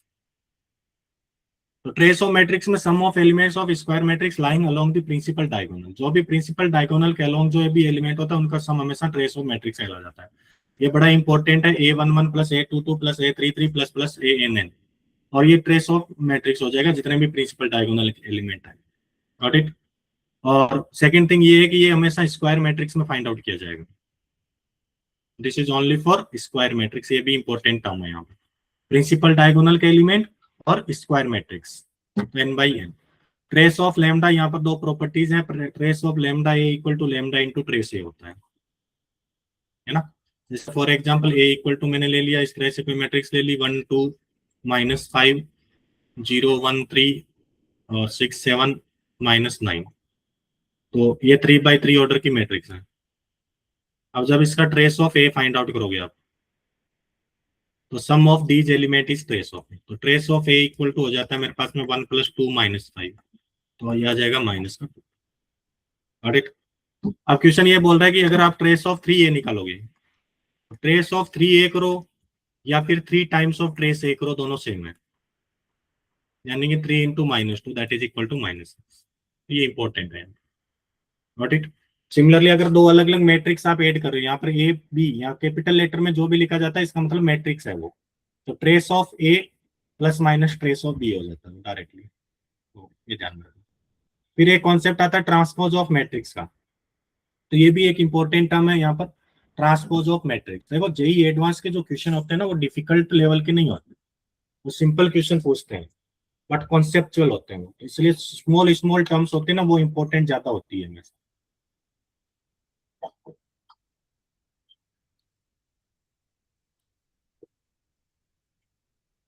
Basic concept हमेशा इंपॉर्टेंट होते हैं। Transpose of matrix, transpose of matrix का सिंपल मीनिंग होता है कि row and column are interchange. Direct simple word में अगर अपन लिखें, rewriting all the rows of A as column, जितनी भी रोज हैं उनको कॉलम में कन्वर्ट कर दीजिए, या फिर rewriting all the column of A as a row. तो मैं डायरेक्ट ये लिख देता हूँ, row and column are interchange. Simple language में ये कहते हैं, row and columns are interchange.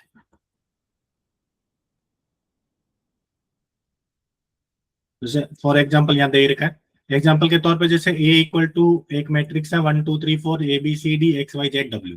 जब आप इसका ट्रांसपोज निकालोगे, ट्रांसपोज को हमेशा ए डेज से रिप्रेजेंट किया जा सकता है, आप ए डेज से रिप्रेजेंट कर सकते हो, और आप ए टी से भी रिप्रेजेंट कर सकते हो। ए टी, ए के ऊपर टी लगा देते हो इसका मतलब भी ट्रांसपोज होता है, डेज लगा देते हो इसका मतलब भी ट्रांसपोज होता है। तो ये जो 1 2 3 कॉलम रो में था, इसको कॉलम वाइज कर दिया 1 2 3। ये सेकंड रो के एलिमेंट थे, ये सेकंड कॉलम के एलिमेंट हो गए ABCD.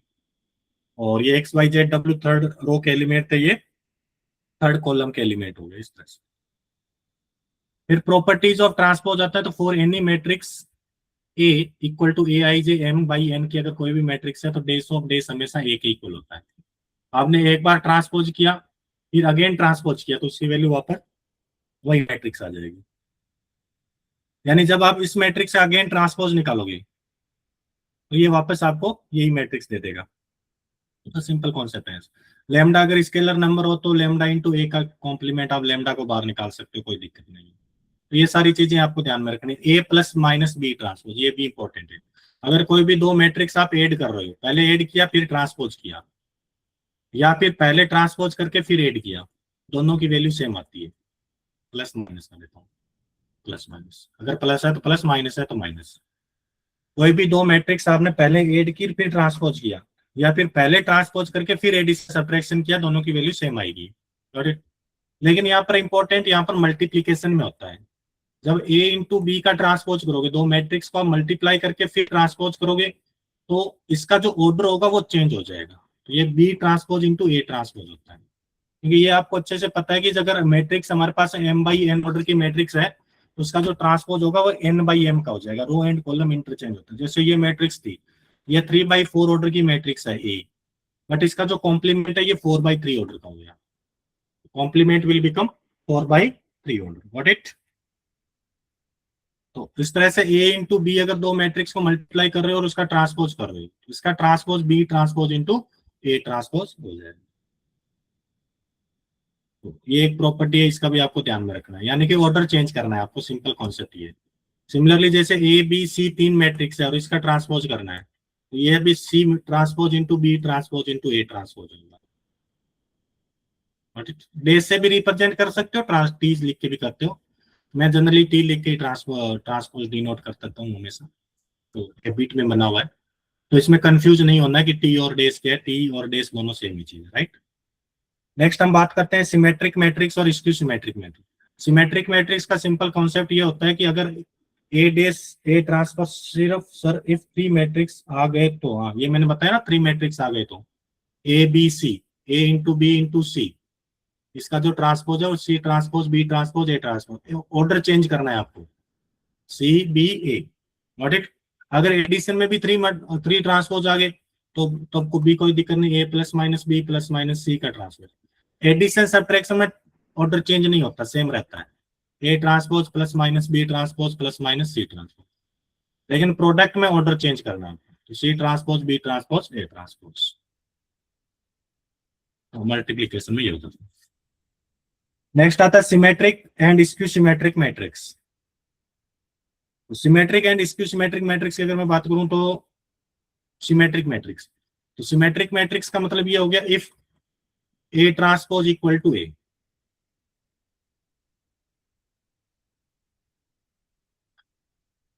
If A transpose equal to A, आपने ट्रांसपोज किया और वापस आपको वही एलिमेंट मिल गया, तो उसको बोलते हैं इस सिमेट्रिक मैट्रिक्स में। अब ए ट्रांसपोज इक्वल टू ए कैसे मिलेगा, यहां पर आपका हमेशा ध्यान रखना, ए आई जे जो होगा वो हमेशा ए जे आई के इक्वल होगा। दैट मीन्स जब आप A12 निकालते हो और A21 निकालोगे, दोनों सेम आएगा। जैसे आप A31 निकालोगे और A13 निकालोगे, दोनों सेम होंगे। तो इस टाइप की मैट्रिक्स को हम सिमेट्रिक मैट्रिक्स बोलते हैं।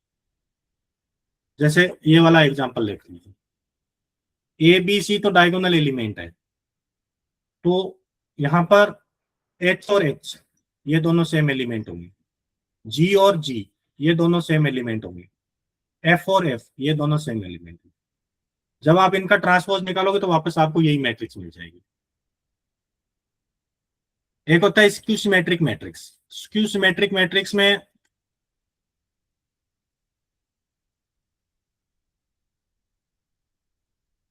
हम ये लिखेंगे if A transpose equal to minus है, A transpose equal to minus है। अब इसमें आपको दो पॉइंट ध्यान में रखने हैं। पॉइंट नंबर 1 तो ये है कि ए आई जे होगा वो माइनस ऑफ ए जे आई के इक्वल होगा।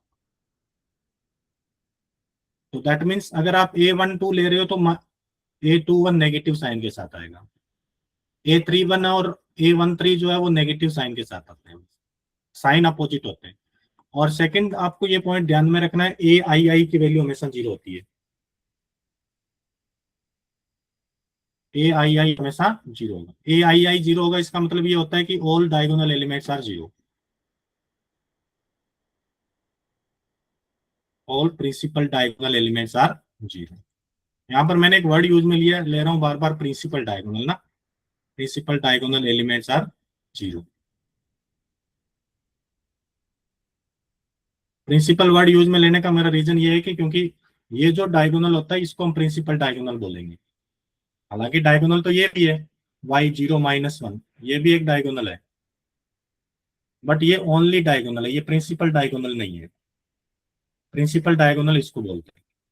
तो प्रिंसिपल डायगोनल एलिमेंट 0 0 हो गया, ये x है तो ये -x है, ये y है तो ये -y है, ये z है तो ये -z है। इस टाइप की मैट्रिक्स को स्क्यू मैट्रिक्स बोल देते हैं। In a skew symmetric matrix, all the diagonal elements are 0 for any square matrix A plus A dash। अगर आप A और प्लस A ट्रांसपोज निकालोगे तो ये हमेशा ही एक सिमेट्रिक मैट्रिक्स मिलेगी। This is always a symmetric matrix. ये एक्चुअली में एक सीबीएसई में ये क्वेश्चन आता है, बोर्ड के अंदर 12th बोर्ड में क्वेश्चन आता है इस कॉन्सेप्ट से रिलेटेड। इसको बोलते हैं स्क्यू सिमेट्रिक मैट्रिक्स। सब्जेक्टिव में कैसे कि कोई भी एक मैट्रिक्स है सिमेट्रिक मैट्रिक्स, कोई भी मैट्रिक्स है उसको लिखे आप सम ऑफ एसिमेट्रिक मैट्रिक्स और स्क्यू सिमेट्रिक मैट्रिक्स में आपको लिखना होता है। तो every square matrix can be uniquely expressed as a sum of two square matrix of which one is symmetric and other is skew symmetric. एक symmetric होगी और एक स्क्यू सिमेट्रिक, इस तरह से आप लिख सकते हो। ये सब्जेक्टिव क्वेश्चन होता है। I hope you already this reading 12th class. चलिए क्वेश्चन देखते हैं अपन 1 बाय 1 आगे।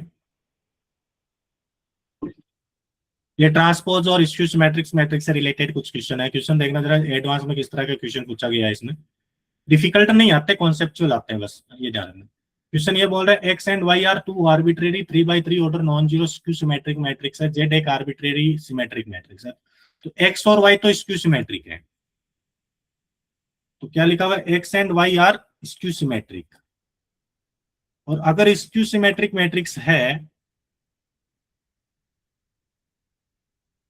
तो that means we can say X का जो ट्रांसपोज होगा वो -x के इक्वल होगा, और जो y का जो ट्रांसपोज होगा वो -y के इक्वल होगा, राइट, क्योंकि स्क्यू सिमेट्रिक।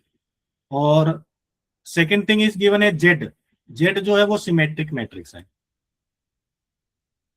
अगर जेड सिमेट्रिक मैट्रिक्स है इसका मतलब जो जेड का ट्रांसपोज है वो जेड के ही इक्वल हो जाएगा, जेड का ट्रांसपोज जेड के इक्वल होगा। Then which of the following matrix is a skew symmetric matrix, ये आपको कैलकुलेट करनी है। तो इस टाइप के क्वेश्चन को अपन कैसे चेक करेंगे कौन सी मैट्रिक्स सिमेट्रिक, तो आप एज्यूम कर लीजिए। Let us consider A equal to first matrix है, ए ऑप्शन में ए इक्वल टू मैंने ले लिया y³ z⁴ minus z⁴ y³। ये इसको मैंने ए मान लिया। सो ए का ट्रांसपोज मैं कैलकुलेट करूंगा। अगर ए का ट्रांसपोज वापस ए के इक्वल आ जाता है तब तो ये सिमेट्रिक होगा, और अगर ए का ट्रांसपोज माइनस ऑफ इसके इक्वल आ जाता है तो स्क्यू हो जाएगा। तो ए का ट्रांसपोज कैसे निकालोगे आप, y³ z⁴ minus z⁴ into y³, इसका ट्रांसपोज हो जाएगा। अब पहले तो ये सब्ट्रैक्शन वाला कॉन्सेप्ट अपन अप्लाई करेंगे। मैंने कहा था ए, इसको एक मैट्रिक्स मान लीजिए, इसको सेकंड मैट्रिक्स मान लीजिए, प्लस माइनस में चेंज नहीं होता। तो ये वाई क्यूब जेड पावर 4 इसका होल ट्रांसपोज, माइनस का sign, Z power 4 Y cube का होल ट्रांसपोज। लेकिन अब जब वापस ट्रांसपोज करोगे तो ये मल्टीप्लीकेशन में आ गया, और जब कोई चीज मल्टीप्लीकेशन में आ जाती है तो उस केस में आपको ध्यान में ये रखना होगा कि ये ऑर्डर चेंज हो जाएगा। ऑर्डर चेंज होने का मतलब ये हो गया कि ये जेड पावर 4 का ट्रांसपोज होगा पहले, फिर होगा वाई क्यूब का ट्रांसपोज। यहां पर भी सिमिलरली पहले होगा वाई क्यूब का ट्रांसपोज और इंटू जेड पावर 4 का ट्रांसपोज, ऑर्डर चेंज हो जाएगा। तो यहां पर आपका ऑर्डर चेंज होगा जब आप ट्रांसपोज करोगे, तो मल्टीप्लाई में ऑर्डर चेंज हो जाएगा, पहले जेड पावर 4 फिर Y cube, A B transpose equal to B transpose A transpose, ये मेथड मैंने लगाया। A B whole transpose equal to B transpose into A transpose. अब इसको मैं, ये फर्स्ट इस क्वेश्चन को मैं थोड़ा सा डिटेल में लिख देता हूँ, बाकी के अपन डायरेक्ट देख लेंगे। ये जो जेड पावर 4 का ट्रांसपोज है, ऊपर एक प्रॉपर्टी और होनी चाहिए थी, नहीं लिखी हुई प्रॉपर्टी, एक प्रॉपर्टी और होती है, ये भी ध्यान में रखना, फोर्थ नंबर, ए की पावर में एम है और इसका ट्रांसपोज आप करते हो, या फिर ए का ट्रांसपोज करते हो और फिर इसकी पावर करते हो, तो दोनों की वैल्यू सेम होती है, बोथ आर सिमिलर थिंग। पहले पावर करके ट्रांसपोज करो, चाहे ट्रांसपोज करके फिर पावर करो, दोनों सेम होंगे। मतलब ये है कि ये जेड की पावर 4 है तो पहले जेड की पावर ट्रांसपोज करके फिर पावर 4 हो जाए, ये वाई का ट्रांसपोज होके और फिर क्यूब हो जाएगा। यहां पर भी वाई क्यूब, सॉरी वाई का ट्रांसपोज इसका क्यूब हो जाएगा, जेड ये ट्रांसपोज है, जेड का ट्रांसपोज फिर पावर। अब जेड का ट्रांसपोज तो जेड के इक्वल है, अपन ऑलरेडी हम पढ़ चुके हैं क्योंकि ये तो सिमेट्रिक मैट्रिक्स है, तो जेड पावर 4, लेकिन ये माइनस का वाई आएगा क्योंकि वाई का ट्रांसपोज माइनस वाई के इक्वल है, तो ये क्यूब हो जाएगा, माइनस का साइन आएगा, माइनस वाई होल क्यूब होगा और ये जेड पावर 4 होगा। इसको जब आप सिंप्लीफाई करोगे तो ये minus of Z power 4 into Y cube हो गया, और ये माइनस माइनस प्लस हो जाएगा और Y cube into Z power 4 होगा। जब आप माइनस को इसको अरेंज करोगे तो ये इसको ऐसे लिख सकते हो कि Y cube Z power 4 minus Z power 4 into Y cube. और आप लोग ये अच्छे से देख सकते हो कि इसी को मैंने स्टार्ट किया था, Y cube Z power 4 minus Z power 4 है और वाई क्यूब, तो इसकी वैल्यू सिमिलरली वही आ रही है, तो इसका मतलब ये एक इक्वल है, यानी जो हमने स्टार्ट किया था वही सेम टू सेम वापस आ गया। So A is a symmetric matrix, A is a symmetric matrix.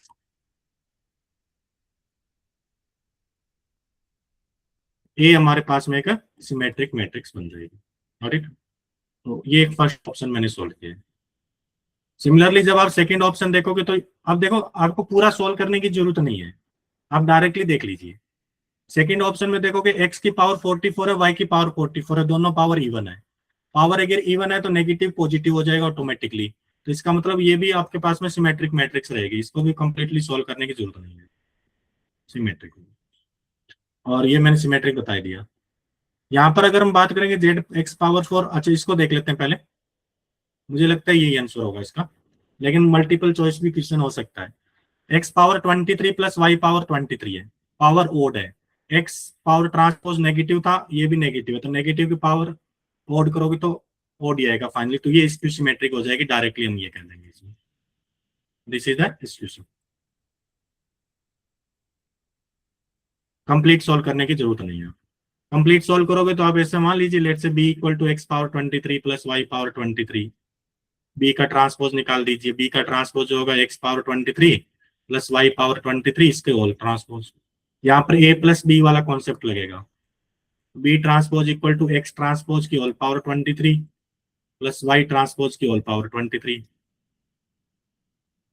B transpose equal to आ जाएगा minus X power 23 plus minus Y power 23। और यही मैं बता रहा था आपको, यहाँ नेगेटिव है, नेगेटिव है, नेगेटिव की पावर ओड, नेगेटिव की पावर ओड करोगे तो ओवरऑल नेगेटिव आएगा, ये minus of X power 23 plus Y power 23 आ जाएगा, यानी कि जो बी ट्रांसपोज है वो माइनस बी के इक्वल आ रहा है, तो बी हमारे पास में स्क्यू सिमेट्रिक। तो कौन सा स्क्यू सिमेट्रिक है, तो एक तो डी ऑप्शन राइट हो गया। अब जो सी ऑप्शन है इसको आपको इसकी तरह से वापस चेक करना पड़ेगा, क्योंकि डायरेक्ट आप नहीं निकाल सकते इसमें। अगर आपकी प्रैक्टिस अच्छी है तो आप डायरेक्ट भी निकाल सकते हो। जैसे डायरेक्ट कैसे, मतलब विद इन 1-2 स्टेप में आप, ये फर्स्ट ऑप्शन वाला मैंने अच्छे से बता दिया। ये सी वाला ऑप्शन देखना जरा। सी वाले में मैं ले लेता हूँ, let say A equal to X power 4 Z cube minus Z cube X power 4।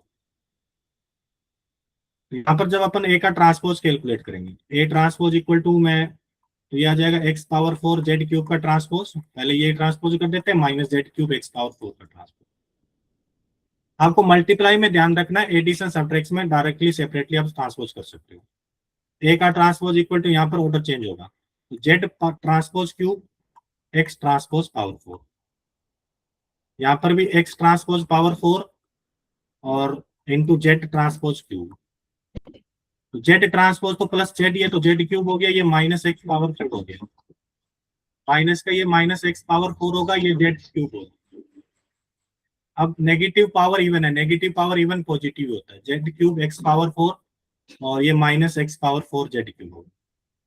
When you take negative sign common, तो this will become minus of X power 4 Z cube, यानी पहले ये लिख दूंगा फिर ये लिखूंगा, और sorry minus of Z cube into X power.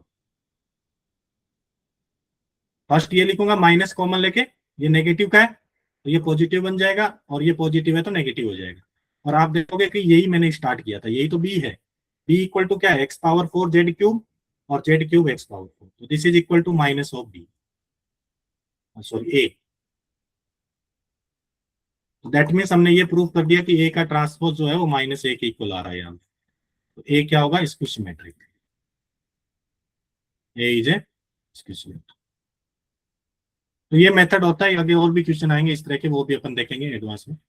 तो सी भी आंसर इसका राइट हो जाएगा। ये एक मेथड है, सॉल्यूशन दे रहे हैं। नेक्स्ट अपन बात करते हैं मल्टीप्लीकेशन ऑफ मैट्रिसेज की। मल्टीप्लीकेशन ऑफ मैट्रिक्स में आपको 2-3 चीजों का ध्यान में रखना है। मल्टीप्लीकेशन हमेशा हर मैट्रिक्स का मल्टीप्लीकेशन पॉसिबल नहीं है। जब आप ए और बी को मल्टीप्लाई करते हो तो आपको थर्ड मैट्रिक्स सी मिलती है, लेकिन इनमें एक कंडीशन होती है। अगर ए हमारे पास में एम बाई पी ऑर्डर की मैट्रिक्स है, तो बी को डेफिनेटली पी बाई एन की मैट्रिक्स होनी पड़ेगी, यानी कि ये और ये सेम होना चाहिए, these two must be same. और जो सी होगी वो एम बाई एन की मैट्रिक्स मिलेगी आपको, एम बाई एन। एग्जाम्पल से जैसे फॉर एग्जाम्पल ए 3/4 और इंटू बी 4/2, तो ये 4 और ये 4 दोनों सेम होना चाहिए, यानी कि हम ये कह सकते हैं number of columns in first matrix should be equal to number of rows in second matrix. ये आपको ध्यान में रखना। मल्टीप्लीकेशन ऑफ मैट्रिक्स तभी पॉसिबल है जब number of columns in first matrix is equal to number of rows in second matrix. Number of rows in second matrix से equal होना चाहिए, और जो फाइनल आपको प्रोडक्ट मिलेगा वो आपको ये मिलेगा 3/2 ऑर्डर की। ये आपको ध्यान रखना। बाद बाकी मल्टीप्लाई कैसे करते हैं वो आप सबको पता है अच्छे से, कोई दिक्कत नहीं है। आपको एडिशन करना होता है, मल्टीप्लाई करके एडिशन करना होगा, तो उसमें अपन टाइम वेस्ट नहीं करना। आपको यहाँ पर ये ध्यान में रखना है कि कॉम्यूटेटिव लॉ होता है कि एसोसिएटिव लॉ होता है। Matrix multiplication not follow the commutative law, it does not follow commutative law generally.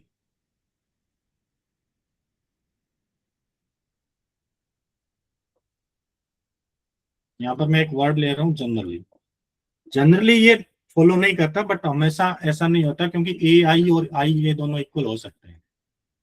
अगर आपके पास में आइडेंटिटी मैट्रिक्स से अगर मल्टीप्लाई कर रहे हो तो ये इक्वल भी होते हैं, ए आई और आई ए, उस केस में पॉसिबल है। जीरो मैट्रिक्स से मल्टीप्लाई करोगे तब भी पॉसिबल है, कुछ और मैट्रिक्स में भी पॉसिबल हो सकता है। In generally A B can not be सेक इक्वल टू बी, हाँ, but it is follow the associative law, but it follow associative law.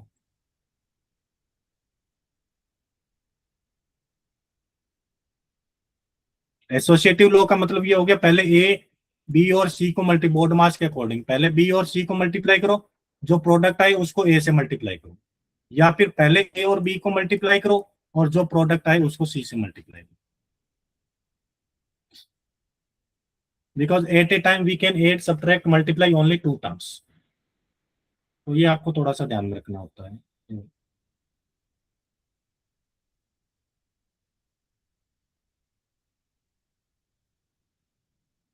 बाद बाकी मैट्रिक्स मल्टीप्लीकेशन में ए स्क्वायर का मतलब ए इंटू ए होता ही है, आप सबको पता ही, A square equal to A into A हो जाएगा, ए क्यूब जो होता है वो ए इंटू ए होता है, तो ये सब आपको पता ही है, that is A square into A कह सकते हो आप, तो इसमें कोई बड़ी बात नहीं। एक क्वेश्चन देखना जरा, एक मैट्रिक्स है मेरे पास में ए, दैट इज इक्वल टू 3 - 4 1 और -1, आपको निकालना है ट्रेस ऑफ ए पावर 2012 की, ट्रेस ऑफ ए पावर 2012 की वैल्यू फाइंड आउट करनी, तो कैसे सोल्व करें इस क्वेश्चन को?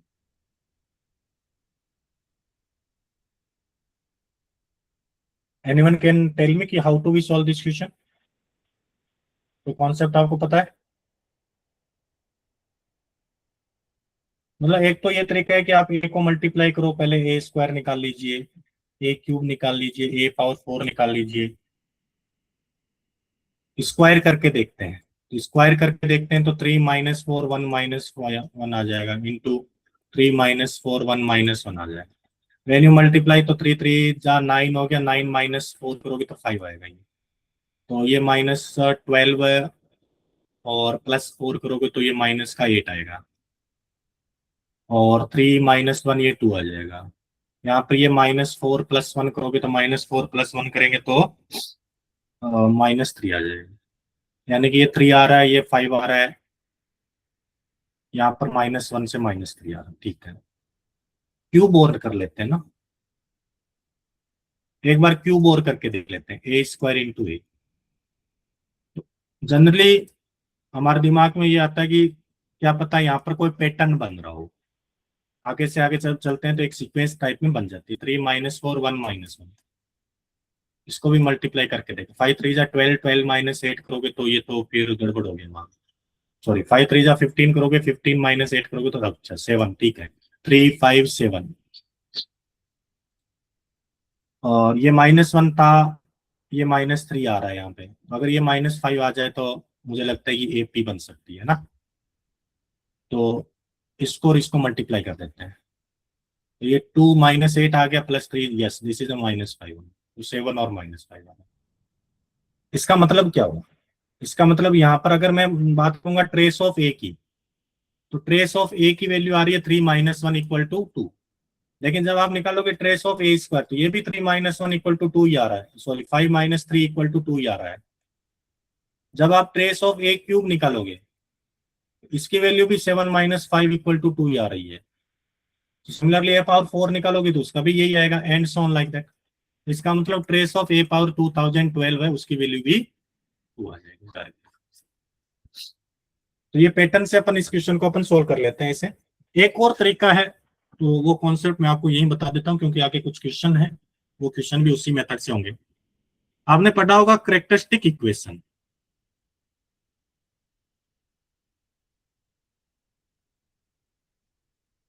Yes, characteristic equation and eigen values.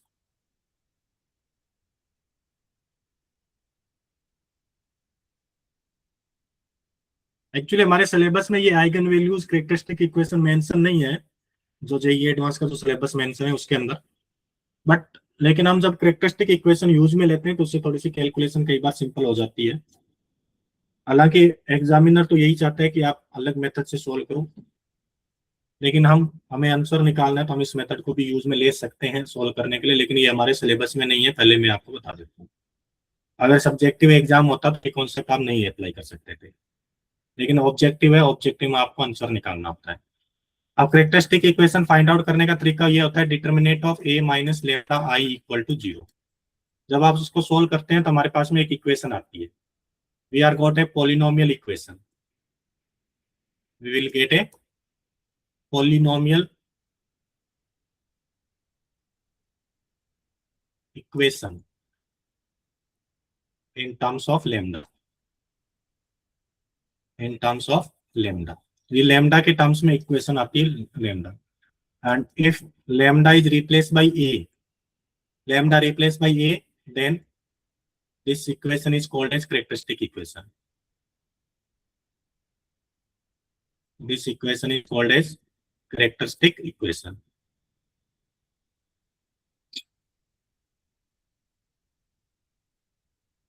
characteristic equation, अगर lambda को a से रिप्लेस कर देंगे तो characteristic equation आ जाएगी, और इस इक्वेशन के जो रूट्स होते हैं, roots of polynomial equation only, not characteristic equation ना, roots of polynomial equation, these are called as eigenvalues, इनको बोलते हैं आइगन वैल्यूज। जो सम ऑफ रूट्स है, सम ऑफ आइगन वैल्यूज, जो इंपॉर्टेंट है वही बता रहा हूं ना, सम ऑफ आइगन वैल्यूज है, उसको हम बोलते हैं trace of matrix, that is called as trace of matrix, T R of A. और जो प्रोडक्ट ऑफ आइगन वैल्यूज है,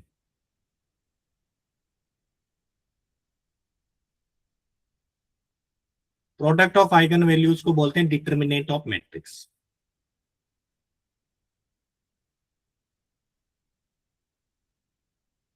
determinant of matrix.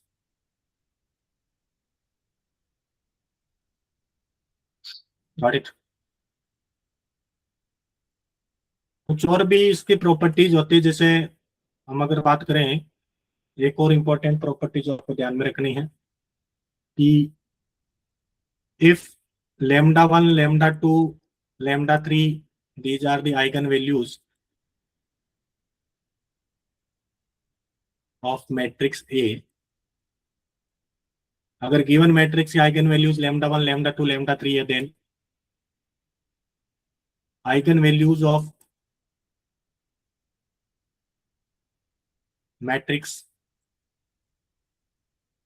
A power m are lambda 1 power m, lambda 2 power m, lambda 3 power m and so on.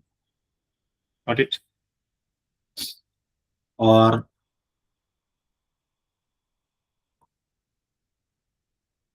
Eigen values of matrix A inverse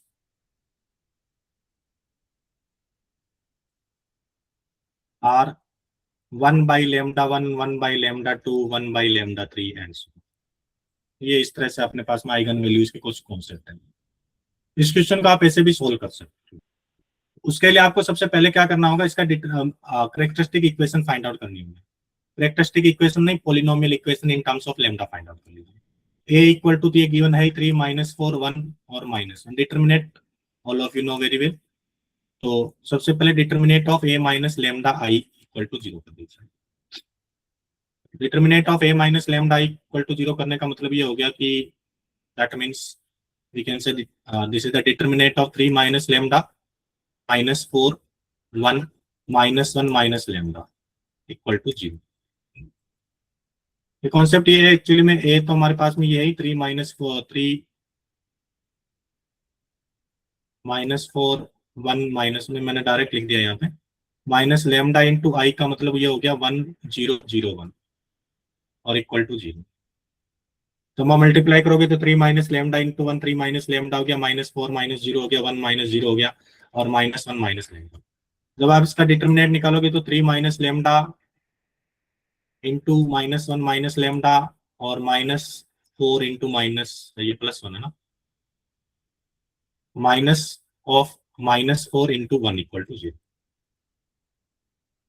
multiply करेंगे तो this is -3 minus lambda -3 lambda plus lambda square minus minus plus 4 equal to 0। This will become lambda square -4 lambda plus 1 equal to 0।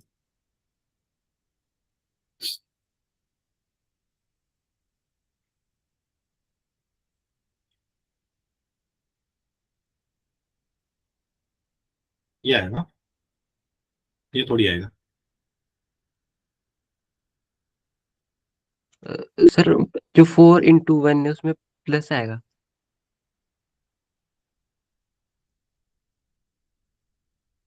This into this minus minus 4 into 1, तो minus minus plus हो गया ना। Sir वो -3 plus lambda आएगा second last equation में। हाँ, minus lambda into minus lambda, ये plus lambda, तो ये -2 लेमडा होगा। ओके गुड, ये माइनस का 2 लेमडा होगा। That means this is the lambda -1 whole square equal to 0। तो मेरे पास में लेमडा की दो ही वैल्यू आ रही है, लेमडा इक्वल टू 1,1 ओनली। यहाँ पर एक्चुअली में लेमडा की वैल्यू तो 1 ही है, बट ये क्वाड्रेटिक इक्वेशन है, क्वाड्रेटिक इक्वेशन में हमेशा दो रूट होते हैं। इसके रूट दो है, बट दोनों रूट सेम है, both root are same root है। वो क्वाड्रेटिक इक्वेशन वाला वही कॉन्सेप्ट है यहाँ पर, बोथ रूट्स आर इक्वल।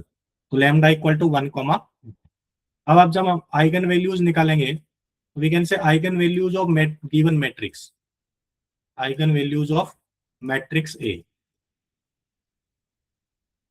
तो वो तो हो गया 1,1। सो जब अपन डायरेक्टली देखेंगे eigen values of matrix A power 12, matrix A power 2012, इसके जब आइगन वैल्यूज निकालोगे तो वो भी 2012 प्लस 1 पावर 2012 आ जाएगा। That is equal to 1 + 1 equal to again eigen values ना, दीज आर आइगन वैल्यूज। और वी कैन से 1,1।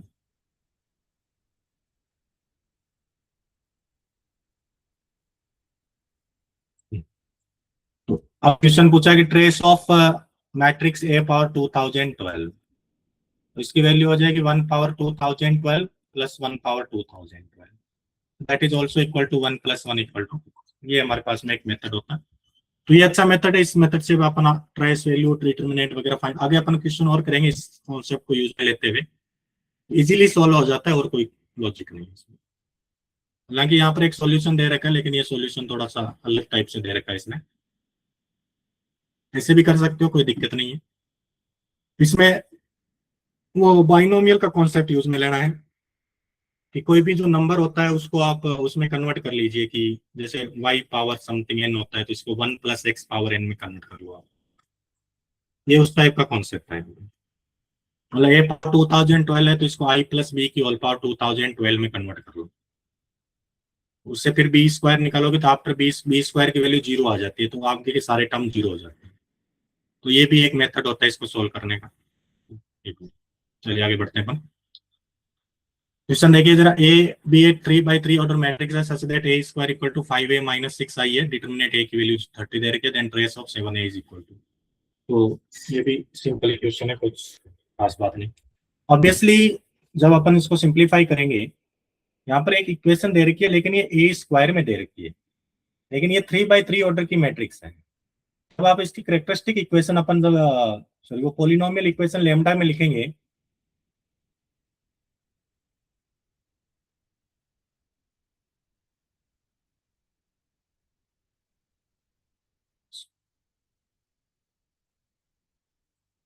तो करेक्टरिस्टिक इक्वेशन हमेशा ए क्यूब से शुरू होती है। ए क्यूब माइनस समथिंग इंटू ए स्क्वायर होगा, प्लस प्लस समथिंग इंटू ए होगा, और प्लस समथिंग इंटू आई होता है, दैट इज इक्वल टू 0। क्योंकि ये 3/3 ऑर्डर की मैट्रिक्स है। लेकिन यहाँ पर दे रखा है ए square -5a + 6i equal to 0। तो अगर मैं ए को लेमडा से रिप्लेस कर देता हूँ, if I replace A by lambda, तो यह आ जाएगा lambda square -5 lambda + 6 equal to 0। अगर आप इसके आइगन वैल्यूज देखोगे तो लेमडा -2 और लेमडा -3 इक्वल टू 0 हो जाएगा। लेमडा की दो वैल्यू मिल रही है मुझे, लेमडा इक्वल टू 2 और लेमडा इक्वल टू 3, यानी कि these are the two eigen values only, we have not third eigen value. तो third eigen value we need to find out. इस गिवन इक्वेशन से हमने दो आइगन वैल्यू फाइंड आउट कर ली। लेट लेमडा 1 इक्वल टू 2 है and lambda 2 equal to 3। अब question बोल रहा है डिटरमिनेट ए इक्वल टू 30 है। Now determinant A equal to 30 and obviously determinant जो होता है product of eigen values, that is the product of eigen values. तो λ1 into λ2 into λ3 this is equal to 30 है। तो λ1 की वैल्यू 2 होगी, λ2 की वैल्यू 3 होगी, λ3 हमें कैलकुलेट करना है, दैट इज इक्वल टू 30। तो आप सिंप्लीफाई करोगे तो λ3 की वैल्यू आ जाएगी 5 only. This is the value of λ3, that is the third eigen value. But question is asked what is the value of trace of A, 7a। तो trace of so 7a है, उसको मैं ये लिख दूंगा 7 times of trace of A. तो 7 into trace of A, trace of A की मतलब हो गया λ1 plus λ2 plus λ3, sum of eigen values. ये आ जाएगा 7 इंटू 2 प्लस 3 प्लस 5, 5 3 8 2 10 70 आंसर आ गया। ये सिंपल एक कॉन्सेप्ट है। चलिए नेक्स्ट एक क्वेश्चन और देख लीजिए। The trace of A square matrix is defined to be sum of its diagonal entries. Okay, ये तो जनरली बात करेगी। A is a 2x2 order matrix है such that the trace of A is 3 है। 2x2 order matrix है पहली बात तो 4 2x2 ऑर्डर मैट्रिक्स है तो मैं लेट आइगन वैल्यूज एज्यूम कर लेते हैं। तो let eigen values are λ1 and λ2। तो ट्रेस ऑफ ए 3 दे रखा है यहाँ पे, तो trace of A equal to 3 है, दैट मींस वी कैन से λ1 प्लस λ2 इक्वल टू 3 है। सेकंड ऑर्डर मैट्रिक्स है तो ओनली 2 आइगन वैल्यूज मिलेगी आपको, थर्ड ऑर्डर मैट्रिक्स है तो 3 आइगन वैल्यूज मिलेगी। λ1 प्लस λ2 की वैल्यू 3 गिवन, सॉरी 2 गिवन है इस क्वेश्चन में, 2 या 3 given, 3 given. Next and the trace of A cube given है -18। तो trace of A cube equal to -18, that means λ1 cube plus λ2 cube, इसकी वैल्यू दे रखी है -18। आपको determinant of A find out करना है। तो determinant of A is nothing that is λ1 into λ2। आपको product of lambda find out करना है। अब कैसे निकालोगे, तो ए क्यूब प्लस बी क्यूब वाली आइडेंटिटी लगा लो। एज वी नो दैट क्या होता है, A plus B whole cube, A plus B whole cube equal to A plus B whole cube, A plus B whole cube. This is the A cube plus B cube plus 3ab into A plus B. यहां से मुझे A cube plus B cube चाहिए, तो इसको मैं लिख सकता हूँ λ1 plus λ2 whole cube -3 times of λ1 into λ2 into λ1 plus λ2। ये आइडेंटिटी लगाएंगे इक्वल टू -1। λ1 प्लस λ2 की वैल्यू 3 है तो this is 3 cube -3 into λ1 into λ2, यही तो डिटर्मिनेट है, और इंटू ये फिर 3 आ जाएगा, दैट इज इक्वल टू -। तो जब इसको सिंप्लीफाई करोगे तो ये आ जाएगा 27, 18 करोगे तो 18 और 27 45 आ गया, माइनस का 9 into λ1 λ2, this is equal to -45। λ1 into λ2 equal to +5 आ जाएगा, और +5 this is determinant of A only. ये इसका क्वेश्चन है, सिंपल ही है, एडवांस में पूछा हुआ क्वेश्चन है ये भी। फिर एक क्वेश्चन दे रखा है कि matrix M and N which of not following are the correct option. तो ये तो डायरेक्ट क्वेश्चन है, सिंपली वी कैन से अच्छा 8 जॉइंट ऑल वाला अभी तक अपन ने किया नहीं है, इसमें डायरेक्टली ये 4th ऑप्शन हो जाएगा, क्योंकि सिंपली जो अपन ट्रांसपोज में देखते हैं, क्योंकि 8 जॉइंट भी ट्रांसपोज ही होता है एक टाइप से, तो 8 जॉइंट ऑफ ए और बी है वो हमेशा 8 joint of B into 8 joint A होता है, 8 joint of B into 8 joint of A. तो जहां पर भी आपको ट्रांसपोज करना होता है फिर प्रोडक्ट में ऑर्डर चेंज होगा हमेशा।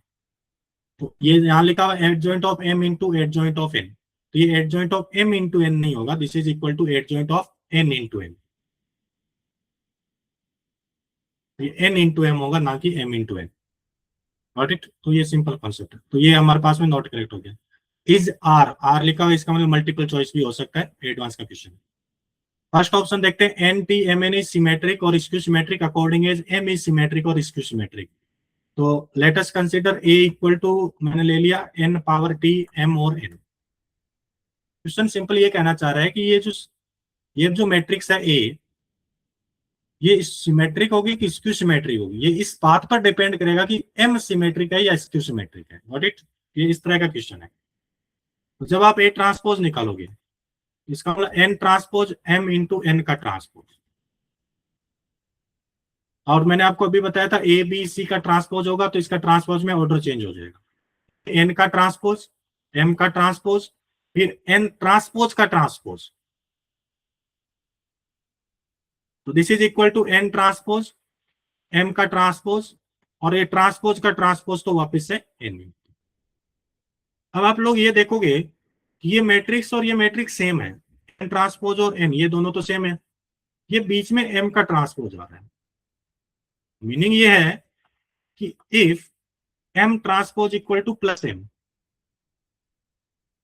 देन तो ये जो ए का ट्रांसपोज है वो N transpose M into N हो गया, यानी ए हो गया। लेकिन सेकंड केस में अगर एम का transpose equal to minus M हो गया, देन ए का जो ट्रांसपोज है वो एन का ट्रांसपोज, एम का ट्रांसपोज को मैं माइनस एम लिखूंगा और इंटू एन करूंगा, ये माइनस ए के इक्वल हो गया। यानी कि अगर ये सिमेट्रिक है, if M is symmetric then it is also symmetric, and if this is skew symmetric, अगर एम स्क्यू सिमेट्रिक है तो ए भी क्या हो जाएगा, स्क्यू सिमेट्रिक। तो यही क्वेश्चन कह रहा है कि N T M N symmetric और स्क्यू सिमेट्रिक होगा, ये इस बात पर डिपेंड करेगा कि एम सिमेट्रिक है कि स्क्यू सिमेट्रिक। ये करेक्ट ऑप्शन है, दिस इज करेक्ट, ये स्टेटमेंट जो है ये करेक्ट है। फिर बोल रहा है M N minus N M जो है वो स्क्यू सिमेट्रिक मैट्रिक्स होगा, M N minus N M. तो let us consider B equal to M N minus N M. और एक चीज और दे रखी है, all symmetric matrix M and N, यानी एम और एन दोनों सिमेट्रिक है, एम का ट्रांसपोज एम के इक्वल है, एन का ट्रांसपोज एन के इक्वल है। जब आप बी का ट्रांसपोज निकालोगे तो this is the M N minus N M का ट्रांसपोज होगा ये, और when you simplify this will become N M transpose, sorry M N transpose minus N M transpose. Addition subtraction में तो डायरेक्ट लिखना है, लेकिन अभी ये मल्टीप्लाई हो गया, मल्टीप्लाई में आपको ऑर्डर चेंज करना है, एन का ट्रांसपोज एम का ट्रांसपोज माइनस एम का ट्रांसपोज एन का ट्रांसपोज। एन का ट्रांसपोज जो है एन के इक्वल है, एम का ट्रांसपोज एम के इक्वल है, एम का ट्रांसपोज एम के इक्वल है, एन का ट्रांसपोज एम। जब आप माइनस कॉमन लोगे तो आपको देखोगे वापस वही सेम चीज आ रही है, तो ये लिख देंगे minus of M N minus N M, और minus of M N minus of N M, और M N minus M N ये बी के इक्वल है, तो this is equal to minus B. That means B का जो ट्रांसपोज है वो माइनस बी के इक्वल आ रहा है, that means B is a skew symmetric matrix, S S. तो ये भी करेक्ट ऑप्शन हो गया। तो M N minus N M क्या है, स्क्यू सिमेट्रिक है, दिस इज ऑल्सो करेक्ट। फिर थर्ड ऑप्शन बोल रहा है M N is a symmetric matrix for all symmetric M and N, M N is a symmetric matrix, M N symmetric नहीं होगा, ये गलत हो गया, रॉन्ग ऑप्शन। थर्ड ऑप्शन में let us consider C equal to M N है, और जब सी का ट्रांसपोज निकालोगे यानी एम एन का ट्रांसपोज करोगे आप,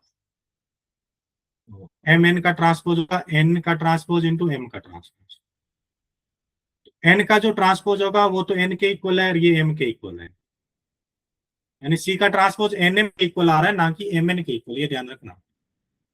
this is not equal to M N, this is not equal to M into M, यानी कि सी का transpose is not equal to C, so that means this is also incorrect also, so third is also incorrect, तो ये भी incorrect है, ये भी incorrect है, तो third and fourth are right answer according to this question, got it। तो मुझे लगता है कि आज के लिए इतना ही करते हैं, remaining we will discuss on next class. अब सो नेक्स्ट क्लास का कॉन्सेप्ट है, अब देखिए इस क्वेश्चन, ये तो हमने सिंपल सिंपल क्वेश्चन देख लिए, कोई दिक्कत नहीं है। करंट सिनेरियो में जो क्वेश्चन आ रहे हैं ना एग्जाम में, सुनना मेरी बात को ध्यान से, अभी जो करंट सिनेरियो में जेई एडवांस क्वेश्चन पूछे जा रहे हैं वो नंबर ऑफ मैट्रिक्स के क्वेश्चन ज्यादा पूछते हैं, कि कुछ कंडीशन दे दी और find out the number of such type of matrix, कितनी टाइप ऑफ मैट्रिक्स बन सकती है। तो उसमें मैट्रिक्स का कॉन्सेप्ट भी आ गया और साथ में पीएनसी का कॉन्सेप्ट भी इंक्लूड हो गया इसमें। तो क्वेश्चन मिक्स होके आता है। ये आपको इंपॉर्टेंट है, यहाँ पर ध्यान में ये रखनी है चीजें कि मैट्रिक्स का कॉन्सेप्ट और पीएनसी का कॉन्सेप्ट मिक्स होकर करंट सिनेरियो में क्वेश्चन पूछे जा रहे हैं। ये क्वेश्चन एक एडवांस में आया हुआ क्वेश्चन है, ट्राई करना इस क्वेश्चन को। करना कुछ नहीं है, सबसे पहले आप क्यू को एज्यूम कर लेना, फिर आगे देखना है ना। Let us consider Q equal to A B C D E F G H I. अब जो आपको कंडीशन दे रखी है वो कंडीशन अप्लाई करने ना, Q inverse equal to Q transpose लगाना, P Q equal to Q P लगाना।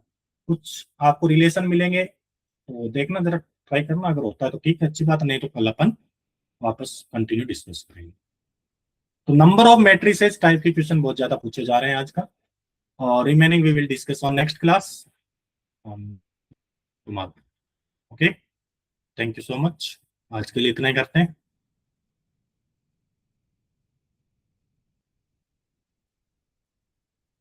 If anyone have doubt, then you will ask.